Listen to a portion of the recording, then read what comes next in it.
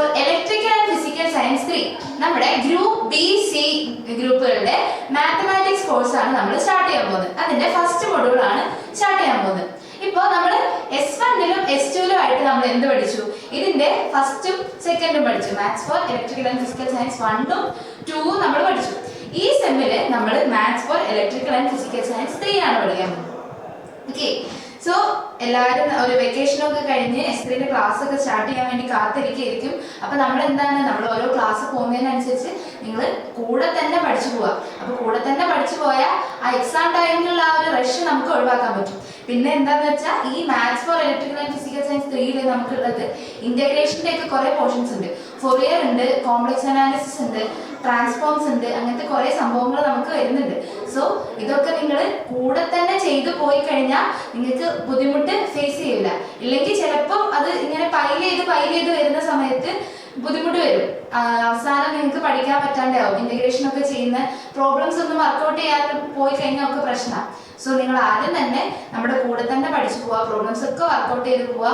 അപ്പൊ നിങ്ങൾക്ക് ബുദ്ധിമുട്ട് ഫീൽ ചെയ്യില്ല. ഓക്കെ, സോ നമുക്ക് നമ്മുടെ സിലബസ് എങ്ങനെയാണ് വരുന്നത് നോക്കാം. ഈ സെമ്മിൽ നമുക്ക് maths for electrical and physical സയൻസിൽ പഠിക്കാനുള്ളത് ഫസ്റ്റ് മൊഡ്യൂൾ നമുക്ക് വരുന്നത് ഫൊറിയർ ട്രാൻസ്ഫോം, ഫൊറിയർ ഇന്റഗ്രലും ഫൊറിയർ ട്രാൻസ്ഫോംസിനെ പറ്റിയാണ് ഫസ്റ്റ് മൊഡ്യൂൾ നമുക്ക് പഠിക്കാനുള്ളത്. ഫസ്റ്റ് മൊഡ്യൂളിൽ ഫൊറിയറിനെ പറ്റി നമ്മൾ പഠിക്കും. അത് കഴിഞ്ഞ് സെക്കൻഡ്, തേർഡ്, ഫോർത്ത് മൊഡ്യൂൾസ് ഒക്കെ ആകുമ്പോൾ നമ്മൾ കോംപ്ലക്സ് ഫംഗ്ഷൻസിനെ പറ്റി പഠിക്കും, കോംപ്ലക്സ് ഇന്റഗ്രേഷൻസ് പഠിക്കും, ടൈലർ സീരീസ് എക്സ്പാൻഷൻ പഠിക്കും, ലാപ്ലാസ് ട്രാൻസ്ഫോംസ് ഒക്കെ നമ്മൾ പഠിക്കും. ഓക്കെ, അനലിറ്റിക് ഫംഗ്ഷൻസിനെ പറ്റി ഒക്കെ നമ്മൾ പഠിക്കും സെക്കൻഡ്, തേർഡ്, ഫോർത്ത് മൊഡ്യൂൾസിലൊക്കെ. സോ ഫസ്റ്റ് മൊഡ്യൂളിൽ നമുക്ക് ഫൊറിയർ ട്രാൻസ്ഫോംസ് ആണ് പഠിക്കാനുള്ളത്. ഫൊറിയർ ട്രാൻസ്ഫോംസിന്റെ ഫൊറിയർ ഇന്റഗ്രൽസ്, ഫൊറിയർ ട്രാൻസ്ഫോംസ് അത് എങ്ങനെയാണ് അത് യൂസ് ചെയ്തിട്ട് ഡെറിവേറ്റീവ്സ് കണ്ടുപിടിക്കുന്നത് എന്നൊക്കെയാണ് നമ്മൾ ഫസ്റ്റ് മൊഡ്യൂളിൽ നോക്കാൻ പോകുന്നത്. ഓക്കെ, സോ ഞാൻ പറഞ്ഞ പോലെ നിങ്ങൾ ഓരോ ക്ലാസ്സിനും കഴിയുന്ന സമയത്ത് പ്രോബ്ലംസ് വർക്ക്ഔട്ട് ചെയ്യുക. ഓരോ ക്ലാസ്സും അപ്പം തന്നെ നിങ്ങൾ എടുത്ത് കാണാം. അത് ലാസ്റ്റിലേക്ക് എടുത്ത് വെച്ച് കഴിഞ്ഞാൽ ഫൊറിയറിന്റെ സമയത്തൊക്കെ നമ്മൾ ഓരോ പ്രോബ്ലം ഫസ്റ്റ് തൊട്ട് ലാസ്റ്റ് വരെ ചെയ്ത് നോക്കിയാൽ മാത്രമേ നമ്മുടെ എക്സാം ഹോളിൽ സ്റ്റക്ക് ആവാണ്ടിരിക്കുള്ളൂ. സോ നമുക്ക് സ്റ്റാർട്ട് ചെയ്യല്ലേ നമ്മുടെ ക്ലാസ്. ഓക്കെ, സോ നമ്മുടെ maths for electrical and physical science 3ല് ഫസ്റ്റ് മൊഡ്യൂളിന്റെ സിലബസ് ആയിട്ട് വരുന്നത് എന്താണ്? ഫസ്റ്റ് മൊഡ്യൂളിൽ നമുക്ക് ആദ്യം വരുന്നത് ഫൊറിയർ ഇന്റഗ്രൽ. എന്താണ് ഫൊറിയർ ഇന്റഗ്രൽ എന്ന് നമ്മൾ പഠിക്കും. അത് from Fourier series to Fourier integral. Fourier സീരീസിൽ നിന്ന് എങ്ങനെ നമ്മൾ ഫൊറിയർ ഇന്റഗ്രലിലേക്ക് എത്തുന്നു എന്നുള്ള കാര്യം നമ്മൾ ആദ്യം പഠിക്കും. പിന്നെ നമ്മൾ ഫൊറിയർ കൊസൈൻ ആൻഡ് സൈൻ ഇന്റഗ്രൽസിനെ പറ്റി പഠിക്കും. ഫൊറിയറിന്റെ കൊസൈൻ സൈൻ ഇന്റഗ്രൽസ് കാണുന്നത് എങ്ങനെയാണെന്ന് നമ്മൾ പഠിക്കും. ഓക്കെ, പിന്നെ നമ്മൾ Fourier cosine and sign transform എന്നെ പറ്റി പഠിക്കും. Fourier cosine and sign transform, ഓരോ ഫംഗ്ഷന്റെയും ഫൊറിയർ സൈൻ കൊസൈൻ ട്രാൻസ്ഫോംസ് എങ്ങനെയാണ് കണ്ടുപിടിക്കുക എന്നുള്ള കാര്യം നമ്മൾ പഠിക്കും. ഓക്കെ, പിന്നെ അവിടുത്തെ ലീനിയറിറ്റി പഠിക്കും, transforms of derivatives, Fourier transform and it's inverse, linearity, transforms of derivatives. അപ്പോൾ അങ്ങനത്തെ പല കാര്യങ്ങളും നമ്മൾ പഠിക്കും.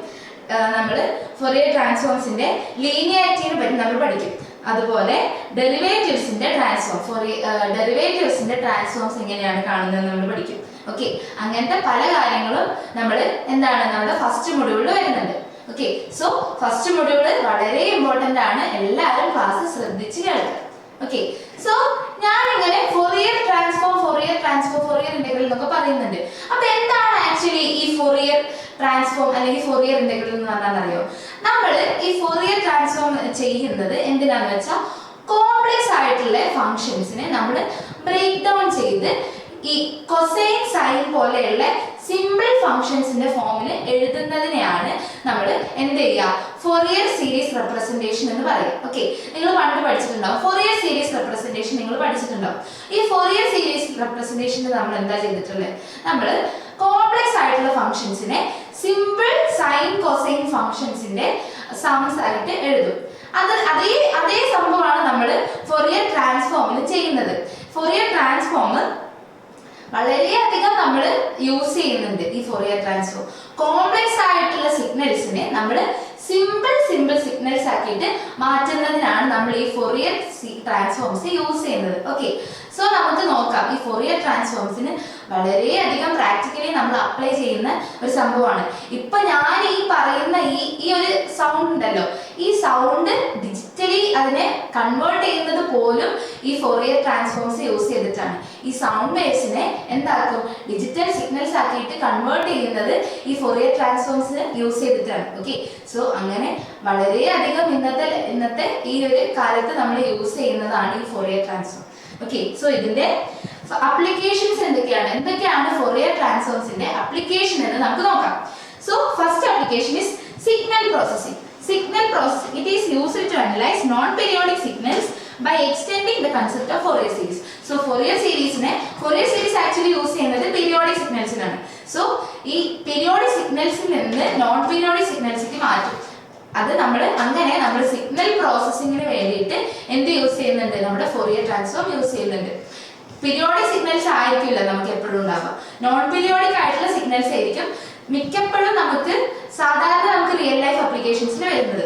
സോ ഈ നോൺ പീരിയോഡിക് സിഗ്നൽസ് ആവുന്ന സമയത്ത് നമ്മൾ എന്ത് ചെയ്യും, സിഗ്നൽ പ്രോസസ്സിങ്ങിന് യൂസ് ചെയ്യുന്നത് ഫോറിയർ ട്രാൻസ്ഫോംസ് ആണ്. പിന്നെ fundamental in digital signal processing for operations like filtering, modulation, compression and noise reduction. അപ്പൊ ഞാൻ നേരത്തെ പറഞ്ഞ ആ കേസാണിത്. എന്ത്, നമ്മൾ filtering, modulation, compression, noise reduction. Noise reduction എന്നൊക്കെ പറയുമ്പോൾ ഒരു സൗണ്ട് സിഗ്നലില് നമുക്ക് വേണ്ട സൗണ്ട് അല്ലാതെ എക്സ്റ്റേണലി ഉള്ള നോയ്സിനെയൊക്കെ ഒഴിവാക്കാൻ വേണ്ടിയിട്ട് എന്താണ് ഈ ഡിജിറ്റൽ സിഗ്നൽ പ്രോസസ്സിങ്ങിലൊക്കെ നമ്മുടെ ഫോറിയർ ട്രാൻസ്ഫോംസ് യൂസ് ചെയ്യുന്നുണ്ട്. പിന്നെ സൗണ്ട് മോഡുലേഷൻ വരുത്താൻ വേണ്ടി, സൗണ്ടിനെ കംപ്രസ് ചെയ്യാൻ വേണ്ടി, ഇപ്പം വലിയൊരു ഫയലിനെ ചെറിയ ഫയലായിട്ട് കംപ്രസ് ചെയ്യുന്ന സമയത്തൊക്കെ നമ്മൾ എന്താണ് ഈ ഫോറിയർ ട്രാൻസ്ഫോം യൂസ് ചെയ്യുന്നുണ്ട്. അതിൽ അനാവശ്യമായിട്ടുള്ള സംഭവങ്ങളൊക്കെ ഇത് എന്ത് ചെയ്യും, ഈ ഫോറിയർ ട്രാൻസ്ഫോം ഫിൽട്ടർ ചെയ്ത് എടുക്കും. ഓക്കെ, സോ അത്തരം കേസുകളിൽ ഫോറിയർ ട്രാൻസ്ഫോം യൂസ് ചെയ്യുന്നുണ്ട്. Forms the basis of audio compression standards, example MP3 and video codecs, by converting signals into frequency domain and removing redundant data. അപ്പോൾ നമുക്ക് വേണ്ടാത്ത ഡാറ്റയിലേക്ക് ഒഴിവാക്കിയിട്ട് എന്താണ് സൗണ്ട് സിഗ്നലിനെ എന്താക്കി മാറ്റും, ഫ്രീക്വൻസി ഡൊമൈനിലേക്ക് മാറ്റും. ഓക്കെ, നമ്മൾ ടൈം ഡൊമൈൻ അല്ലെങ്കിൽ സ്പേസ് ഡൊമൈനിലുള്ള സിഗ്നൽസിനെ ഒക്കെ ഫ്രീക്വൻസി ഡൊമൈനിലേക്ക് കൺവേർട്ട് ചെയ്യാൻ എന്ത് ചെയ്യും, നമ്മുടെ ഈ ഓഡിയോ കംപ്രഷനിലൊക്കെ ഇത് യൂസ് ചെയ്യുന്നുണ്ട്, ഫോറിയർ ട്രാൻസ്ഫോംസ് യൂസ് ചെയ്യുന്നുണ്ട്. അതുപോലെ വീഡിയോസ് ചെയ്യുന്ന സമയത്തും എന്താണ് ഈ ഫോറിയർ ട്രാൻസ്ഫോംസ് ആണ് യൂസ് ചെയ്യുന്നത്. വീഡിയോ എഡിറ്റിംഗ് ഒക്കെ ചെയ്യുന്ന സമയത്ത് ഫോറിയർ ട്രാൻസ്ഫോംസ് ആണ് അവിടെ അപ്ലൈ ചെയ്യുന്നത്. ഇനി used in medical imaging technologies like MRI and CT scans where signals are captured in the frequency domain and reconstructed back to spatial form. Okay, so ഇവിടെ എന്താണ് ഈ MRIയിലും CT സ്കാനിലും ഒക്കെ അവിടെ എന്താണ് ഫ്രീക്വൻസി ഡൊമൈനിലാണ്. ഈ MRIയിലൊക്കെ എന്താണ് നമ്മൾ ഫ്രീക്വൻസി ഡൊമൈനിൽ ഈ സിഗ്നൽസ് ഒക്കെ ക്യാപ്ചർ ചെയ്യും. എന്നിട്ട് അതിനെ ഇൻവേഴ്സ് ഫോറിയർ ട്രാൻസ്ഫോം വഴി നമ്മൾ അതിനെ സ്പേഷ്യൽ ഫോമിലേക്ക് മാറ്റും. ഓക്കെ, സോ ഇത്തരത്തിലുള്ള മെഡിക്കൽ ഇമേജിംഗ് ടെക്നോളജീസിലൊക്കെ നമ്മൾ എന്ത് യൂസ് ചെയ്യുന്നുണ്ട്, ഫോറിയർ ട്രാൻസ്ഫോംസ് യൂസ് ചെയ്യുന്നുണ്ട്. ഇനി അതുപോലെ it is essential in radar and sonar systems for detecting objects by analyzing the frequency content of reflected waves. ഇപ്പം ഈ റഡാർ, സോണാർ സിസ്റ്റംസ് ഒക്കെ നിങ്ങൾക്ക് അറിയാം. റഡാർ എന്തിനാണ് യൂസ് ചെയ്യുന്നത്, നമ്മുടെ സർവൈലൻസിന് വേണ്ടിയിട്ടാണ് റഡാർ യൂസ് ചെയ്യുന്നത്. ഇപ്പൊ പല രാജ്യങ്ങളിലും എന്താണ് ഈ അവിടെ എന്തെങ്കിലും ഇല്ലീഗൽ ആയിട്ടുള്ള ആക്ടിവിറ്റീസ് നടക്കുന്നുണ്ടോ, സ്പൈ ആക്ടിവിറ്റീസ്. ഇപ്പൊ റഡാർ ഒക്കെ നമ്മൾ സ്പൈ ആക്ടിവിറ്റീസ് ഒക്കെ നോക്കാൻ വേണ്ടി യൂസ് ചെയ്യുന്നുണ്ട്. അതുപോലെ ഇപ്പം ഈ എയറോപ്ലെയിനിന്റെ ബ്ലാക്ക് ബോക്സ് ഒക്കെ കണ്ടുപിടിക്കുന്ന ആ ഒരു പ്രോസസ് ഒക്കെ ഉണ്ട്. സോ ആ പ്രോസസ്സിലൊക്കെ നമ്മൾ എന്ത് ചെയ്യും, അവിടെ ഈ വേവ്സ് ഫ്രീക്വൻസി കണ്ടക്ട് ഓഫ് ഈ റിഫ്ലക്റ്റഡ് വേവ്സ് ഉണ്ടല്ലോ, നമ്മൾ അവിടുന്ന് അയക്കുന്ന ആ സിഗ്നലിൽ നിന്ന് വരുന്ന റിഫ്ലക്റ്റഡ് വേവ്സ് അതിനെ അനലൈസ് ചെയ്തുകൊണ്ടാണ് നമ്മൾ ആ റഡാറിലൊക്കെ നമ്മൾ ചെയ്യുന്നത്. സോ അങ്ങനെ ആ സിഗ്നൽസിനെ അനലൈസ് ചെയ്യണമെന്നുണ്ടെങ്കിൽ നമുക്ക് അനലൈസ് ചെയ്യാൻ പറ്റുന്ന ഫോമിലേക്ക് ആ കോംപ്ലക്സ് സിഗ്നൽസിനെ മാറ്റണം. സോ അതിന് ഫോറിയർ ആണ് നമ്മളവിടെ യൂസ് ചെയ്യുന്നത്. പിന്നെ സോണാർ എന്ന് പറഞ്ഞാൽ നിങ്ങൾക്കറിയാം, സോണാർ എന്ന് പറയുമ്പോൾ നമ്മുടെ ഈ ഓഷ്യന്റെ ഡെപ്ത് കാൽക്കുലേറ്റ് ചെയ്യാൻ വേണ്ടി യൂസ് ചെയ്യുന്ന ഒരു ഇൻസ്ട്രുമെന്റ് ആണ്. സോ ആ കേസിലൊക്കെ ഫോറിയർ ട്രാൻസ്ഫോംസ് ആണ് ആ സിഗ്നൽസിനെയൊക്കെ കൺവേർട്ട് ചെയ്യുന്നത്. ഓക്കെ, ഇനി it is applied in quantum mechanics and optics, especially in interpreting and solving wave equations and diffraction problems. So quantum mechanics ലും ഒപ്റ്റിക്സിലും ഒക്കെ എന്താണ് ഈ വേവ് ഇക്വേഷൻസിനെ സോൾവ് ചെയ്യാനും ഡിഫ്രാക്ഷൻ പ്രോബ്ലംസിനെ സോൾവ് ചെയ്യാനും ഒക്കെ നമ്മൾ ഈ ഫോറിയർ ട്രാൻസ്ഫോംസ് യൂസ് ചെയ്യുന്നുണ്ട്. ആ ഡിഫ്രാക്ഷൻ പാറ്റേൺ എങ്ങനെയാണെന്ന് കറക്റ്റ് മനസ്സിലാക്കാൻ നമ്മൾ എന്ത് ചെയ്യും, ഫോറിയർ ട്രാൻസ്ഫോംസ് യൂസ് ചെയ്യും. എന്നിട്ട് ആ സിഗ്നൽസിനെ നമ്മൾ കൺവേർട്ട് ചെയ്യും. ഓക്കെ, ആ വേവ്സിനെ നമ്മൾ കൺവേർട്ട് ചെയ്യും. and it is crucial in machine learning and pattern recognition for extracting features from signals and images using frequency domain techniques. Okay, so ഇവിടെ എന്താണ് ഈ മെഷീൻ ലേണിംഗ് പാറ്റേൺ റെക്കഗ്നിഷനിലൊക്കെ നമ്മൾ എന്ത് ചെയ്യുന്നുണ്ട്, ഇത് യൂസ് ചെയ്യുന്നുണ്ട്. കാരണം അതെങ്ങനെയാണ് യൂസ് ചെയ്യുന്നത്, ഈ ഇമേജസ് നിന്നും സിഗ്നൽസ് നിന്നും ഒക്കെ നമുക്ക് ഫീച്ചേഴ്സിനെ എക്സ്ട്രാക്ട് ചെയ്തെടുക്കണം. സോ ആ കോംപ്ലക്സ് ആയിട്ടുള്ള ഇമേജസ് നിന്നും സിഗ്നൽസ് നിന്നും നമുക്ക് ഓരോ ഫീച്ചേഴ്സിനെയും എക്സ്ട്രാക്ട് ചെയ്തെടുക്കാൻ നമ്മൾ എന്താണ് ഈ ഫൊറിയറിന്റെ ഫിൽറ്ററിംഗ് വെച്ചിട്ടാണ് നമ്മളത് ചെയ്യുന്നത്. ഓക്കെ, സോ ഞാൻ പറഞ്ഞ ആ ഒരു മെത്തേഡ് ഉണ്ടല്ലോ, ആ ഒരു നമ്മുടെ കോംപ്ലക്സ് ആയിട്ടുള്ള സിഗ്നൽസിൽ നിന്ന് നമുക്ക് ഈസിലി ആക്സസിബിൾ ആയിട്ടുള്ള ഫോമിലേക്ക് മാറ്റുന്നത്, ആ ഒരു മെത്തേഡ് യൂസ് ചെയ്തിട്ട് ആണ് നമ്മുടെ ജെയിംസ് വെബ് സ്പേസ് ടെലിസ്കോപ്പിലെ അത്തരത്തിലുള്ള സ്പേസ് ടെലിസ്കോപ്പുകളൊക്കെ വർക്ക് ചെയ്യുന്നത് ഈ ഒരു ഫൊറിയർ ട്രാൻസ്ഫോംസ് വെച്ചിട്ടാണ്. ഈ ഫൊറിയർ ട്രാൻസ്ഫോംസിനെ കണ്ടുപിടിച്ചത് കൊണ്ടാണ് നമുക്ക് ഈ ഇത്തരത്തിലുള്ള സ്പേസിലിരിക്കുന്ന ആ സ്റ്റാർസിനെയും ഗാലക്സീസിനെയും ഒക്കെ നമുക്ക് മാപ്പ് ചെയ്യാൻ ഇപ്പൊ പറ്റുന്നത്. പണ്ടൊന്നും നമുക്കിത് പറ്റുമായിരുന്നില്ല. പണ്ടൊന്നും നമ്മൾ ഈ ഒരു ടെക്നിക്ക് നമുക്ക് ഇവിടെ യൂസ് ചെയ്യാൻ നമുക്ക് അറിയായിരുന്നില്ല. പക്ഷേ ഈ James Webb, Hubble space telescope, ഇത്തരത്തിലുള്ള ടെലിസ്കോപ്പുകളൊക്കെ നമ്മൾ ലോഞ്ച് ചെയ്തത് എന്തിനാണ്, നമുക്ക് ഈ സ്പേസിൽ നിന്ന് വരുന്ന ഈ ഇതുണ്ടല്ലോ, വേവ്സ് ഒക്കെ ഉണ്ടല്ലോ, അതൊക്കെ നമുക്ക് കാണാൻ പറ്റാത്ത ഫോമിലാവും. നമുക്ക് വിസിബിൾ ലൈറ്റിൽ, വിസിബിൾ സ്പെക്ട്രത്തിലുള്ള വേവ്സിൽ മാത്രമേ നമുക്ക് കാണാൻ പറ്റുള്ളൂ. പക്ഷേ അതിന് പുറത്ത് ഉള്ള വേവ്സ് ഉണ്ടാവും, ഇൻഫ്രാറെഡ് ഉണ്ടാവും, എക്സ്റേ ഉണ്ടാവും, ഗാമറേ ഉണ്ടാവും, അങ്ങനെ പല ടൈപ്പ് ഓഫ് റേസ് ഉണ്ടാവും. സോ ആ പല ടൈപ്പ് ഓഫ് റേസിനെയും ഈ ടെലിസ്കോപ്സ് എന്ത് ചെയ്യും, ക്യാപ്ചർ ചെയ്യും. സോ ഇത് ക്യാപ്ചർ ചെയ്തിട്ട് നമുക്ക് അനലൈസ് ചെയ്യാൻ പറ്റുന്ന ഫോമിലേക്ക് കൺവേർട്ട് ചെയ്യുന്നത് ഈ ഫൊറിയർ ട്രാൻസ്ഫോംസ് അപ്ലൈ ചെയ്തുകൊണ്ടാണ്. സോ അത്തരത്തിൽ വളരെയധികം നമ്മളിപ്പം യൂസ് ചെയ്യുന്നുണ്ട്. ഇപ്പൊ ഇതൊരു എന്താണ്, നമ്മുടെ James Webb space telescope capture ചെയ്ത ഒരു ഇമേജ് ആണിത്. സോ ഈ ഇമേജ് ക്യാപ്ചർ ചെയ്ത് ഈ ഇമേജിനെ ഈ ഒരു ഫോമിലേക്ക് മാറ്റിയത് നമ്മുടെ ഫൊറിയർ യൂസ് ചെയ്തിട്ടാണ്. കാരണം നമ്മൾ അവിടെ നോക്കുന്ന സമയത്ത് നമുക്ക് അതൊരു ബ്ലാക്ക് ആയിട്ടുള്ള, ഫുള്ളി ഡാർക്ക് ആയിട്ടുള്ള ഒരു സ്പേസ് ആണ് ശരിക്കും പറഞ്ഞാൽ.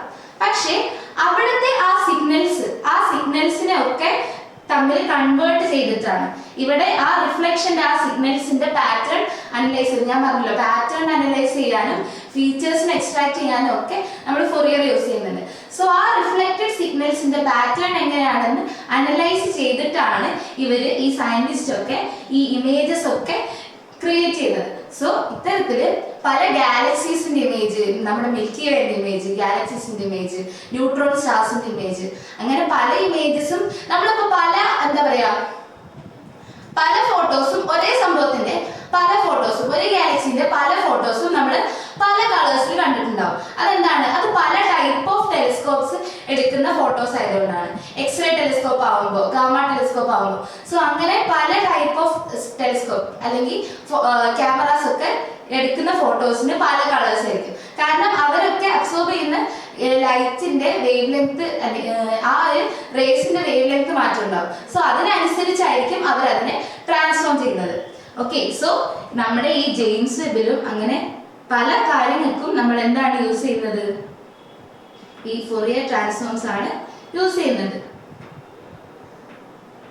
സോ ഈ ഫൊറിയർ ട്രാൻസ്ഫോംസ് വന്നതിന് ശേഷമാണ്, ഈ ഫൊറിയർ ട്രാൻസ്ഫോംസ് ഇതിൽ അപ്ലൈ ചെയ്യാന്ന് അറിഞ്ഞതിന് ശേഷമാണ് നമുക്ക് ഇത്തരത്തിലുള്ള പല കാര്യങ്ങളും നമുക്ക് ചെയ്യാൻ പറ്റിയത്. പണ്ടൊന്നും നമുക്ക് ഈ ഗലീലിയോന്റെ കാലത്തൊന്നും നമുക്ക് ഇത് അറിയില്ലായിരുന്നു. പക്ഷെ ഇപ്പോഴാണ് നമ്മൾ ഈ ഫോട്ടോസ് ഒക്കെ, ഇത്രയും ദൂരെയുള്ള സ്റ്റാർസിന്റെ ഒക്കെ ഫോട്ടോസ് ഒക്കെ നമ്മൾ ഈ സ്പേസിലിരുന്ന് എടുക്കുന്നത് ഈ ഒരു ടെക്നോളജി ഒക്കെ മനസ്സിലാക്കിയിട്ടാണ്. ഓക്കെ, സോ ഈ ഫൊറിയർ അനാലിസിസ് അല്ലെങ്കിൽ ഫൊറിയർ ട്രാൻസ്ഫോംസിനെ കണ്ടുപിടിച്ച സയന്റിസ്റ്റ് ആണ് നമ്മുടെ ജീൻ ബാപ്റ്റിസ്റ്റ് ജോസഫ് ഫൊറിയർ. ഇദ്ദേഹമാണ് നമ്മുടെ ഫൊറിയർ ട്രാൻസ്ഫോംസ്, ഇത്തരത്തിലുള്ള ഫൊറിയർ ട്രാൻസ്ഫോംസിനെ വെച്ചിട്ട് നമുക്ക് എന്ത് ചെയ്യാം, കോംപ്ലക്സ് സിഗ്നൽസിനെ ബ്രേക്ക് ഡൗൺ ചെയ്ത് സിമ്പിൾ സിഗ്നൽസിന്റെ ഫോംസിലേക്ക് കൺവേർട്ട് ചെയ്യാന്ന് പഠിച്ചത്. ഓക്കെ, സോ ഈ ഒരു ടെക്നിക്ക് ഉണ്ടല്ലോ, നമ്മൾ കോംപ്ലക്സ് സിഗ്നൽസിനെ സിമ്പിൾ സിഗ്നൽസ് ആയിട്ട് കൺവേർട്ട് ചെയ്യുന്ന ഈ ഒരു ടെക്നിക്കിനെ പറയുന്ന പേരാണ് ഫൊറിയർ അനാലിസിസ് എന്ന് പറയുന്നത്. Fourier analysis is the study of the way general functions may be represented or approximated by sums of simpler trigonometric functions.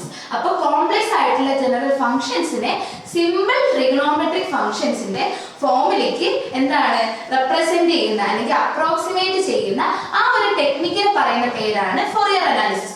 So ഈ ഫോറിയർ അനാലിസിസ് മൊത്തത്തിൽ ആ ടെക്നിക്സിനെ മൊത്തത്തിൽ പറയുന്ന പേരാണ് ഫോറിയർ അനാലിസിസ് എന്ന് പറയുന്നത്. ഈ ഫോറിയർ അനാലിസിസിന്റെ ബാക്കിയായിട്ട് അല്ലെങ്കിൽ ഇതിന്റെ കമ്പോണൻസ് ആണ് Fourier series, Fourier transforms, Fourier integrals എന്നൊക്കെ പറയുന്നത്. ഈ ഫോറിയർ അനാലിസിസ് എന്ന് പറയുന്ന ഈ ഒരു മെയിൻ ബ്രാഞ്ചിന്റെ കീഴിൽ വരുന്ന കാര്യങ്ങളാണ്. ഫോറിയർ സീരീസ് നമ്മൾ പീരിയോഡിക് ഫംഗ്ഷൻസിന് യൂസ് ചെയ്യും. ഫോറിയർ ട്രാൻസ്ഫോംസ് നമ്മൾ നോൺ പീരിയോഡിക് ഫംഗ്ഷൻസിന് എന്ത് ചെയ്യും? ഫോറിയർ ഇന്റഗ്രൽസ് യൂസ് ചെയ്യും. സോ മൊത്തത്തിൽ നമ്മൾ ഈ ഒരു ഫീൽഡിനെ പറയുന്ന പേരാണ് Fourier analysis. It is the study of how we can approximate general complex functions by simple trigonometric functions. Okay, it grew from the study of Fourier series named after Joseph Fourier, who showed that representing a function as a sum of trigonometric functions greatly simplify the study of heat transfer. അപ്പോൾ അദ്ദേഹം എന്താ ചെയ്തത്? ഈ നമ്മുടെ Fourier എന്താ ചെയ്തത്? Fourier heat ട്രാൻസ്ഫറിന്റെ study ആണ് ചെയ്തത്.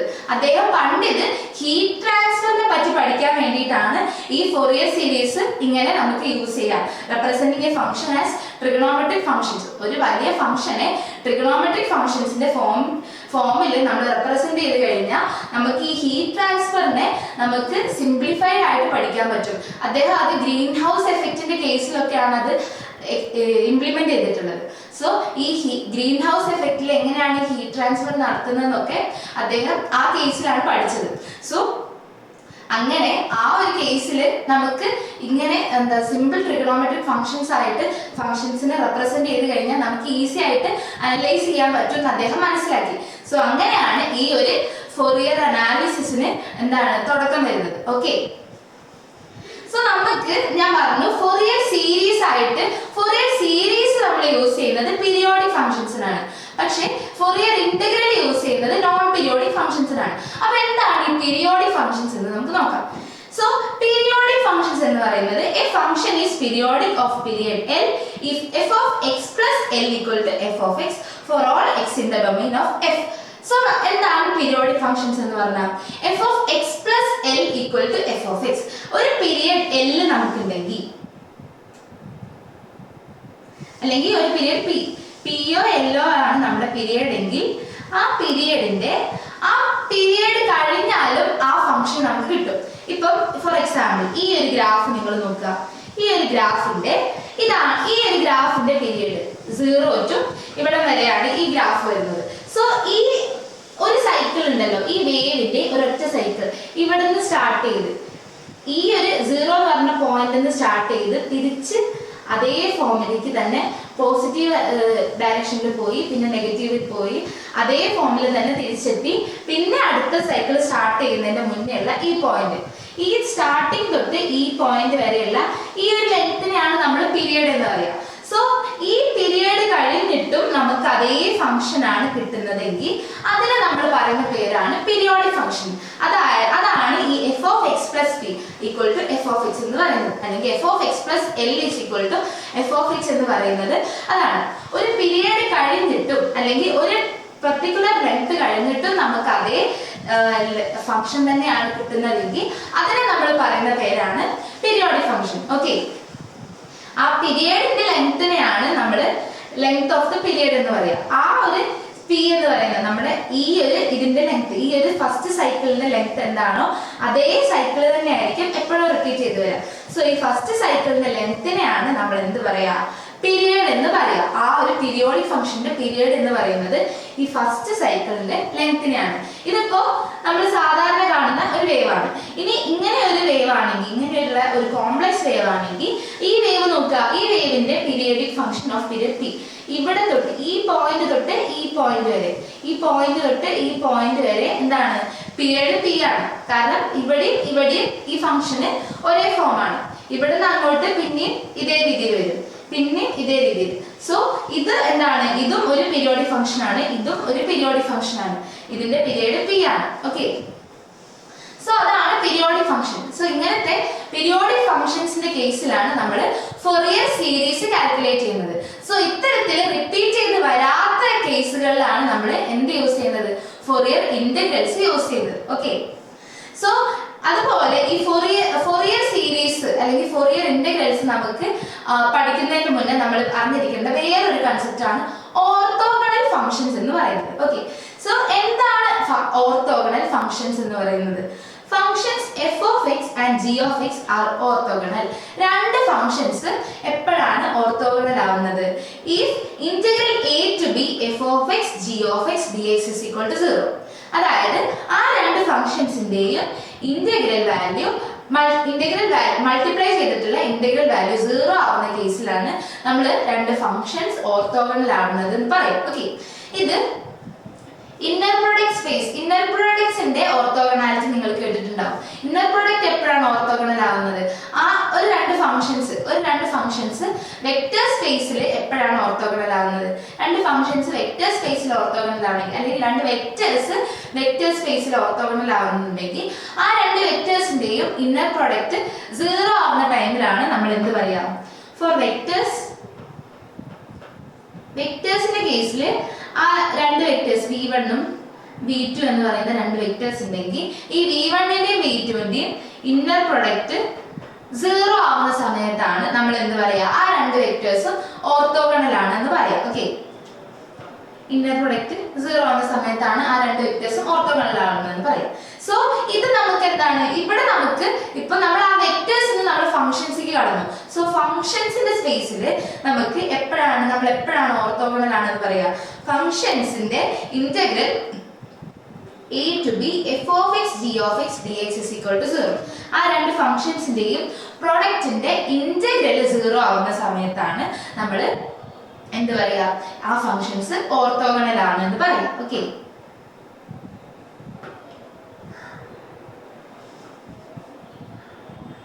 So integral a to b f of x g of x dx is equal to 0 ആവുന്ന കേസിലാണ് നമ്മൾ ഫംഗ്ഷൻസ് ഓർത്തോഗണൽ ആണെന്ന് പറയാം. It is like perpendicular vectors in geometry. Perpendicular vectors in ജോമെട്രിയുടെ പോലെ തന്നെ അവിടെ എന്തായിരുന്നു? ഇന്നർ പ്രൊഡക്റ്റ് 0 ആവുമ്പോഴായിരുന്നു. ഇവിടെ എന്താണ്? Integral f of x g of x dx is equal to 0. അപ്പം ഇന്റഗ്രലിന്റെ ഈ പ്രൊഡക്റ്റിന്റെ ഇന്റഗ്രലിന്റെ വാല്യൂ 0 ആവുന്ന കേസിലാണ് നമ്മൾ എന്ത് പറയാ? അവിടെ ഫംഗ്ഷൻസിന്റെ കേസിൽ ഓർത്തോഗണാലിറ്റി നമ്മൾ പറയും. The trigonometric system is orthogonal on the interval -π to π. Okay, so നമ്മൾ എന്താണ്? നമുക്ക് ഇവിടെ യൂസ് ചെയ്യുന്നത് ട്രിഗണോമെട്രിക് ഫംഗ്ഷൻസ് ആണ്. സൈനും കോസും ഒക്കെയാണ് നമ്മൾ ഫൊറിയറിൽ നമ്മൾ യൂസ് ചെയ്യുന്നത്. അവിടെ നമ്മൾ വെക്റ്റർ സ്പേസിൽ വെക്റ്റേഴ്സ് എഴുതുന്നു. സോ ഈ ഫംഗ്ഷൻസിന്റെ സ്പേസിൽ നമ്മൾ യൂസ് ചെയ്യുന്നത് ട്രിഗണോമെട്രിക് സിസ്റ്റത്തിനാണ്. സൈനും കോസിനും ഒക്കെയാണ് നമ്മൾ യൂസ് ചെയ്യുന്നത്. സോ ഈ സൈൻ കോസ് ഫംഗ്ഷൻസ് ഒക്കെ എന്താണ്? ഓർത്തോഗണൽ ആണ്. കാരണം ഇവിടെ ഇത് 0 എന്നാണ് സ്റ്റാർട്ട് ചെയ്യുന്നതെങ്കിൽ ഈ രണ്ട് ഫംഗ്ഷൻസും പെർപെൻഡിക്കുലർ ടു ഈച്ച് അതർ ആണ്. കാരണം integral -π to π sin nx cos mx dx is equal to 0 ആണ്. സോ ഈ ഒരു കേസ് നമ്മുടെ ഓർത്തോഗണാലിറ്റി പ്രൂവ് ചെയ്യുന്നതാണ്. Okay, so integral -π to π sin nx cos mx dx is equal to 0. അതുപോലെ integral -π to π sin nx sin mx dx is equal to 0. So sine ഫംഗ്ഷനും cos ഫംഗ്ഷനും എന്താണ്? Orthogonal ആണ്. അതുപോലെ സൈൻ ഫംഗ്ഷൻ രണ്ട് sine function അതിന്റെ എന്നും എമ്മും സെയിം അല്ലാത്ത സമയത്ത് എന്താണ്? ആ രണ്ട് സൈൻ ഫംഗ്ഷനും ഓർത്തോഗണൽ ആണ്. അതുപോലെ cos function integral -π to π cos nx cos mx dx is equal to 0 when n not equal to m. എന്നും എമ്മും ഈക്വൽ അല്ലാത്ത സമയത്ത് ഈ cos nx cos mx dx is equal to 0 ആണ്. സോ നമ്മുടെ ഈ ട്രിഗണോമെട്രിക് സിസ്റ്റം ഓർത്തോഗണൽ ആണ്. So ഈ ട്രിഗണോമെട്രിക് സിസ്റ്റം ഓർത്തോഗണൽ ആണെന്നുള്ള കാര്യം നമുക്ക് ഈ ഗ്രാഫ് നോക്കിയാൽ തന്നെ മനസ്സിലാവും. കാരണം ഈ ഫംഗ്ഷന്റെ വാല്യൂ കോസ്, ഇത് നമ്മുടെ സൈനിന്റെ ഗ്രാഫാണ്. y = sin x ന്റെ ഗ്രാഫാണ് ഇത്. സോ ഈ y = sin x ന്റെ ഗ്രാഫ് 0 ല് 0 ആണ്. പക്ഷെ y = cos x ന്റെ ഗ്രാഫ് എന്താണ്? 0 ല് 1 ആണ്. ഓക്കെ, അതുപോലെ 90 ഡിഗ്രിയിൽ വരുന്ന സമയത്ത് cos x ന്റെ ഗ്രാഫ് 0 ഉം sin x ന്റെ ഗ്രാഫ് 1 ആണ്. സോ നമുക്ക് മനസ്സിലാവും ഇത് രണ്ടും പെർപെൻഡിക്കുലർ ടു ഈച്ച് അതർ ആണ്. അതായത് sin x ഉം cos x ഉം ഓർത്തോഗണൽ ആണ്. സോ അത്തരത്തിൽ ഇതിലാണ് ഫോമിലാണ് നമ്മൾ ഈ ഫൊറിയർ സീരീസ് റെപ്രസെന്റേഷൻ ചെയ്യുന്നത്. ഫൊറിയർ റെപ്രസെന്റേഷൻ ഇത്തരത്തില് ഓർത്തോഗണൽ ഫങ്ഷൻസ് ആയിട്ടാണ് നമ്മൾ ഈ ഫങ്ഷൻസിനെ എന്ത് ചെയ്യുന്നത്, ഡീകമ്പോസ് ചെയ്യുന്നത്. ഓക്കെ, ഇപ്പൊ നമ്മള് എന്താണ് വെക്ടേഴ്സിന്റെ കേസിൽ എന്താ ചെയ്യുന്നത്, ഈ ഓർത്തോഗണൽ ബേസിസിന്റെ ഫോമിൽ നമ്മൾ വെക്ടേഴ്സിനെ റെപ്രസെന്റ് ചെയ്യുന്നു. അപ്പോൾ ഇവിടെ വരുന്ന സമയത്ത് ഫങ്ഷൻസിന്റെ കേസിൽ വരുന്ന സമയത്ത് നമ്മൾ എന്താ ചെയ്യുന്നത്, ഓർത്തോഗണൽ ഫങ്ഷൻസ് ആയിട്ടാണ് നമ്മൾ അതിനെ റെപ്രസെന്റ് ചെയ്യുന്നത്. ഈ സൈനും കോസും ഓർത്തോഗണൽ ആണ്. സോ ആ ഓർത്തോഗണൽ ഫങ്ഷൻസ് ആയിട്ട് നമ്മൾ ഇവിടെ ആ ഫങ്ഷൻസിന്റെ ഫോമിൽ നമ്മൾ ഫങ്ഷൻസിനെ റെപ്രസെന്റ് ചെയ്യും. അതാണ് ഫൊറിയർ. സോ ഈ ഓർത്തോഗണാലിറ്റിയുടെ കൺസെപ്റ്റും പീരിയോഡിക് ഫങ്ഷൻസിന്റെ കൺസെപ്റ്റും എന്താണ്, നമ്മുടെ ഈ ഫൊറിയർ വെറും ഒരു വെറും ഔട്ട് ഓഫ് നോവർ വന്നതല്ല, അതായത് ഒരു മാജിക് ആയിട്ട് ഇവോൾവ് ചെയ്തതല്ല എന്ന് മനസ്സിലാക്കാൻ വേണ്ടിയിട്ടാണ് ആക്ച്വലി നമ്മൾ ഇവിടെ ഈ ഓർത്തോഗണാലിറ്റിന്റെ കൺസെപ്റ്റ് പറ്റി ഡിസ്കസ് ചെയ്യുന്നത്. ഓക്കെ, വെക്ടേഴ്സിനെ എങ്ങനെ റെപ്രസെന്റ് ചെയ്യാൻ നമുക്കറിയാം. ഇപ്പം ഒരു വെക്ടർ നമ്മുടെ കയ്യിലുണ്ട്. ഇങ്ങനെ ഒരു വെക്ടർ നമ്മുടെ കയ്യിലുണ്ടെങ്കിൽ ഈ വെക്ടറിനെ നമ്മൾ യൂണിറ്റ് വെക്ടറിന്റെ ഫോമിൽ, ഇപ്പം ഒരു വെക്ടർ നമ്മുടെ കയ്യിലുണ്ട്. ഓക്കെ, ഇതാണ് ഒരു വെക്ടർ v എന്ന് പറയുന്ന ഒരു വെക്ടർ നമ്മുടെ കയ്യിലുണ്ടെങ്കിൽ ആ വിനെ നമ്മൾ എന്താക്കും, v1i പ്ലസ് v2j എന്നുള്ള ഫോമിൽ നമ്മൾ റെപ്രസെന്റ് ചെയ്യും. യൂണിറ്റ് വെക്ടേഴ്സിന്റെ ഫോമിൽ നമ്മൾ റെപ്രസെന്റ് ചെയ്യുന്നു. അപ്പൊ ഈ യൂണിറ്റ് വെക്ടേഴ്സ് എന്ന് പറഞ്ഞാൽ ഓർത്തോഗണൽ ആണ്. സോ ഇതിന്റെ ഫോമിൽ നമ്മൾ റെപ്രസെന്റ് ചെയ്യുന്നു ഒരു വെക്ടറിനെ. സോ അതുപോലെ നമ്മൾ ഒരു ഫംഗ്ഷനെയും ഓർത്തോഗണൽ ഫംഗ്ഷൻസിന്റെ ഫോമിലാണ് ഇവിടെ റെപ്രസെന്റ് ചെയ്തത്. സോ ഈ sin x cos x എന്ന് പറയുന്നത് ഒക്കെ ഓർത്തോഗണൽ ഫംഗ്ഷൻസ് ആണ്. സോ എന്താണ് ഇത് വെറുതെ നമ്മൾ അങ്ങനെ വലിയൊരു ഫംഗ്ഷനെ സിമ്പിൾ ആയിട്ട് മാറ്റി എന്നുള്ളത് അല്ല. ഇത് ഓരോന്നിനും നമ്മൾ ഈ sin x ഉം cos x ഉം ആയിട്ട് റെപ്രസെന്റ് ചെയ്യുന്നതിനൊക്കെ എന്താണ് ഓരോ റീസൺ ഉണ്ട്. ഓക്കെ, സോ ഈ ഫൊറിയർ സീരീസ് നമ്മൾ ഈ cos x ഉം sin x ഉം ഓർത്തോഗണൽ ഫംഗ്ഷൻസ് ആയതുകൊണ്ടാണ് നമ്മൾ ഇവിടെ cos nx ഉം sin nx ഉം ഒക്കെ യൂസ് ചെയ്യുന്നത്. ഓക്കെ, സോ അതുപോലെ ഇവിടുത്തെ കോഎഫിഷ്യൻസിനെ ഒക്കെ നമുക്ക് എന്ത് ചെയ്യാം, ഈ ഓർത്തോഗണൽ ഫംഗ്ഷൻസിന്റെ ഫോമിൽ റെപ്രസെന്റ് ചെയ്യാൻ പറ്റും. ഓക്കെ, സോ അതുകൊണ്ടാണ് നമ്മൾ ഇവിടെ ഓർത്തോഗണൽ ഫംഗ്ഷൻസ് പഠിക്കുന്നത്. ഓക്കെ, സോ ആദ്യം നമുക്ക് നമ്മുടെ ഫൊറിയർ ഇന്റഗ്രലിലേക്ക് കടക്കുന്നതിന് മുന്നേ നമുക്ക് ആദ്യം ഫൊറിയർ സീരീസ് തുടങ്ങാം. കാരണം ഫൊറിയർ സീരീസ് എന്ന് പറയുന്ന ഇതിന്നാണ് നമ്മൾ ഇതിന്റെ ആ ഒരു ഡ്രോബാക്ക് ഉള്ളതുകൊണ്ടാണ് നമ്മൾ ഫൊറിയർ ഇന്റഗ്രൽസിനെ ഉണ്ടാക്കിയത്. സോ ആദ്യം നമുക്ക് അറിയേണ്ടത് എന്താണ് ഫൊറിയർ സീരീസ് എന്നാണ്. ഓക്കെ, സോ ഫൊറിയർ സീരീസ് എന്ന് പറഞ്ഞാൽ Fourier series are infinite series that represent periodic functions in term of cosine and sines. Okay, so ഞാൻ നേരത്തെ പറഞ്ഞ പോലെ ഫൊറിയർ സീരീസ് എന്ന് പറയുന്നത് പീരിയോഡിക് ഫംഗ്ഷൻസിനെ കൊസൈനിന്റെയും സൈനിന്റെയും ഫോമിൽ റെപ്രസെന്റ് ചെയ്യുന്ന ഇൻഫൈനൈറ്റ് സീരീസിനെയാണ് നമ്മൾ എന്ത് പറയാം, ഫൊറിയർ സീരീസ് എന്ന് പറയാം. ഓക്കെ, സോ ഈ ഫൊറിയർ സീരീസിൽ പീരിയോഡിക് ഫംഗ്ഷൻസിനെ മാത്രമേ നമുക്ക് റെപ്രസെന്റ് ചെയ്യാൻ പറ്റുള്ളൂ. Okay, it decomposes a complex periodic signal into simpler sinusoidal components. Okay, so ഈ ഫൊറിയർ സീരീസ് കോംപ്ലക്സ് പീരിയോഡിക് സിഗ്നൽസിനെയാണ് എന്ത് ചെയ്യുന്നത്, ഡീകമ്പോസ് ചെയ്യുന്നത്. കോംപ്ലക്സ് ആയിട്ടുള്ള പീരിയോഡിക് സിഗ്നൽസിനെ ഡീകമ്പോസ് ചെയ്ത് സൈൻ കമ്പോണൻസ് ആയിട്ട് മാറ്റും, making it easier to analyse and understand. So നമുക്ക് എളുപ്പത്തിൽ മനസ്സിലാക്കാൻ പറ്റുന്ന രീതിയിൽ ഈ സൈനിന്റെയും കോസിന്റെയും വേവ് എന്നൊക്കെ പറഞ്ഞാൽ അത് സിമ്പിൾ ആയിട്ട് നമുക്ക് അനലൈസ് ചെയ്യാനും മനസ്സിലാക്കാനും ഒക്കെ പറ്റുന്ന വേവ്സ് ആണ്. സോ അങ്ങനെ ഈസിലി അണ്ടർസ്റ്റാൻഡബിൾ ആയിട്ടുള്ള വേവ്സ് ആയിട്ട് മാറ്റാൻ വേണ്ടിയിട്ടാണ് ഈ ഫൊറിയർ സീരീസ് പീരിയോഡിക് ഫംഗ്ഷൻസിനെ അങ്ങനെ മാറ്റാൻ വേണ്ടിയിട്ടാണ് ഫൊറിയർ സീരീസ് നമ്മൾ കണ്ടുപിടിച്ചിട്ടുള്ളത്. Okay, it decomposes a complex periodic signal into simpler sinusoidal components, making it easier to analyze and understand. Okay, so എങ്ങനെയാണ് നമുക്കൊരു പീരിയോഡിക് ഫംഗ്ഷൻ ഉണ്ടെങ്കിൽ എങ്ങനെയാണ് അതിനെ നമ്മൾ ഫൊറിയർ സീരീസ് റെപ്രസെന്റേഷൻ എന്ന് നോക്കാം. ഒരു ഫംഗ്ഷൻ f(x) എന്ന് പറയുന്ന ഒരു പീരിയോഡിക് ഫംഗ്ഷൻ ഉണ്ടെങ്കിൽ ആ ഫംഗ്ഷനെ നമ്മൾ എങ്ങനെയാണ് നമ്മുടെ Fourier series representation, f(x) = a0/2 plus summation n = 1 to infinity an cos nx plus summation n = 1 to infinity bn sin nx. Okay, so നമ്മൾ എന്ത് ചെയ്തു, നമ്മുടെ ഫംഗ്ഷനെ നമ്മൾ ഈ a0 an bn എന്നൊക്കെ പറയുന്നത് നമ്മുടെ ഫൊറിയർ കോഎഫിഷ്യൻസ് ആണ്. Is called the Fourier series. So ഇങ്ങനെ നമ്മൾ റെപ്രസെന്റ് ചെയ്യുന്ന ഒരു ഫംഗ്ഷനെ ഈ ഒരു ഫോമിൽ നമ്മൾ റെപ്രസെന്റ് ചെയ്യുന്നതിനെയാണ് നമ്മൾ എന്ത് വിളിക്കുക? ഫൊറിയർ സീരീസ് എന്ന് വിളിക്കുക. ഓക്കെ, സോ ഇതാണ് ഫൊറിയർ സീരീസ് റെപ്രസെന്റേഷൻ. സോ ഈ a0 എന്നും an എന്നും bn എന്നും ഒക്കെ പറയുന്ന ഇവരെയാണ് നമ്മൾ കോൺസ്റ്റന്റ്സ്. ഇതാണ് നമ്മുടെ കോൺസ്റ്റന്റ്സ്, അതാണ് നമ്മുടെ ഫൊറിയർ കോഎഫിഷ്യന്റ്സ് എന്ന് പറയുന്നത്. ഓക്കെ, ഈ a0 a1 an എക്സെട്രാ അതുപോലെ b0 b1 എക്സെട്രാ bn എന്നൊക്കെ പറയുന്നത് നമ്മുടെ ഫൊറിയർ കോഎഫിഷ്യന്റ്സ് ആണ്. അതാണ് നമ്മുടെ കോൺസ്റ്റന്റ്സ് എന്ന് പറയുന്നത്. സോ ഇതിന് ഓരോന്നിനും a0നും an നും bn നും ഒക്കെ എന്തുണ്ട്? ഇക്വേഷൻസ് ഉണ്ട്. ഓക്കെ, സോ നമ്മുടെ ഫസ്റ്റത്തെ term a0/2 plus summation n equal to 1 to infinity an cos nx infinite series ആണ്. സോ അതുകൊണ്ടാണ് ഇവിടെ summation n equal to 1 to infinity വന്നത്. an cos nx plus summation n equal to 1 to infinity bn sin nx. Okay, so ഇതാണ് Fourier series representation.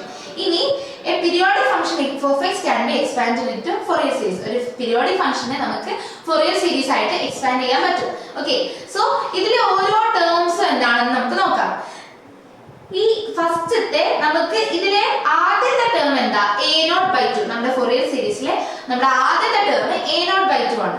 So ഈ a0 എന്ന് പറയുന്നത് ഈ a0 എന്ന് പറയുന്നത് DC component in electrical work. നിങ്ങളുടെ DC component ആണ്. ഈ ഇലക്ട്രിക്കൽ സിഗ്നൽസിനെയും മാറ്റുന്നത് ഫൊറിയർ സീരീസ് വെച്ചിട്ടാണ്. സോ ഈ a0 എന്ന് പറയുന്നത് അവിടുത്തെ DC കമ്പോണന്റ് ആണ്. ഓക്കെ, അതിനെ ഈ a0നെ നമ്മൾ എങ്ങനെയാണ് റെപ്രസെന്റ് ചെയ്യുക? a0ന്റെ ഫോർമുലയാണ് a0 is equal to 1/pi integral 0 to 2 pi f of x dx. a0 is equal to 1/pi integral 0 to 2 pi f of x dx. So ഇതാണ് നമ്മുടെ a0ന്റെ ഫോർമുല.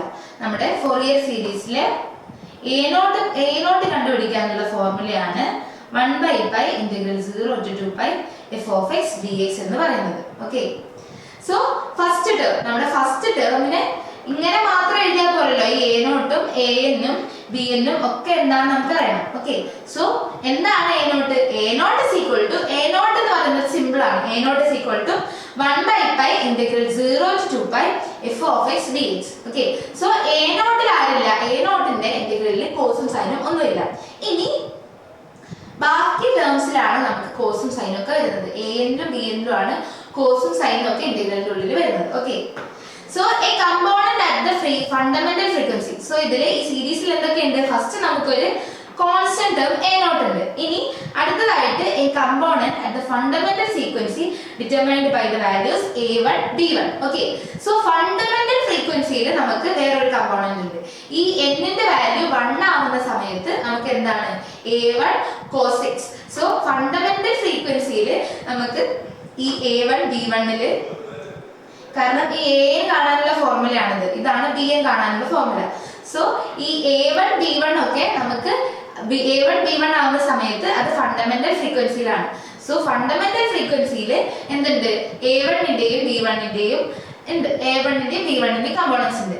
ഇനി components of the harmonics multiples of the fundamental frequency determined by a2 a3 etc b2 b3 etc are known as Fourier coefficients or Fourier constants. So ഈ a2 a3 etc b2 b3 അങ്ങനത്തെ ഈ a2 a3 b2 b3 up to an bn അങ്ങനെ പോകും. അത് repeat ചെയ്ത് infinite ആയിട്ട് പോകും. So ഈ ഓരോ കമ്പോണൻസും എന്താണ്? ഈ ഫണ്ടമെന്റൽ ഫ്രീക്വൻസീസിന്റെ ഹാർമോണിക്സ് ആയിട്ട് വരുന്നതാണ്. ഇതിന്റെ ഹാർമോണിക്സ് ആയിട്ട് ഓരോ പീരിയഡിലും വരുന്ന ചേഞ്ച് ഫണ്ടമെന്റൽ ആയിട്ട് ഇതാണ്. ഇനി ഓരോ പീരിയഡും മാറുന്ന സമയത്ത് അതിന്റെ ഹാർമോണിക്സ് ആയിട്ടാണ് a2ഉം a3ഉം b2ഉം b3ഉം ഒക്കെ വരുന്നത്. ഓക്കെ, സോ ഇവരെയൊക്കെയാണ് നമ്മൾ എന്ത് പറയാ? ഫൊറിയർ കോഎഫിഷ്യന്റ്സ് അല്ലെങ്കിൽ ഫൊറിയർ കോൺസ്റ്റന്റ്സ് എന്ന് വിളിക്കാം.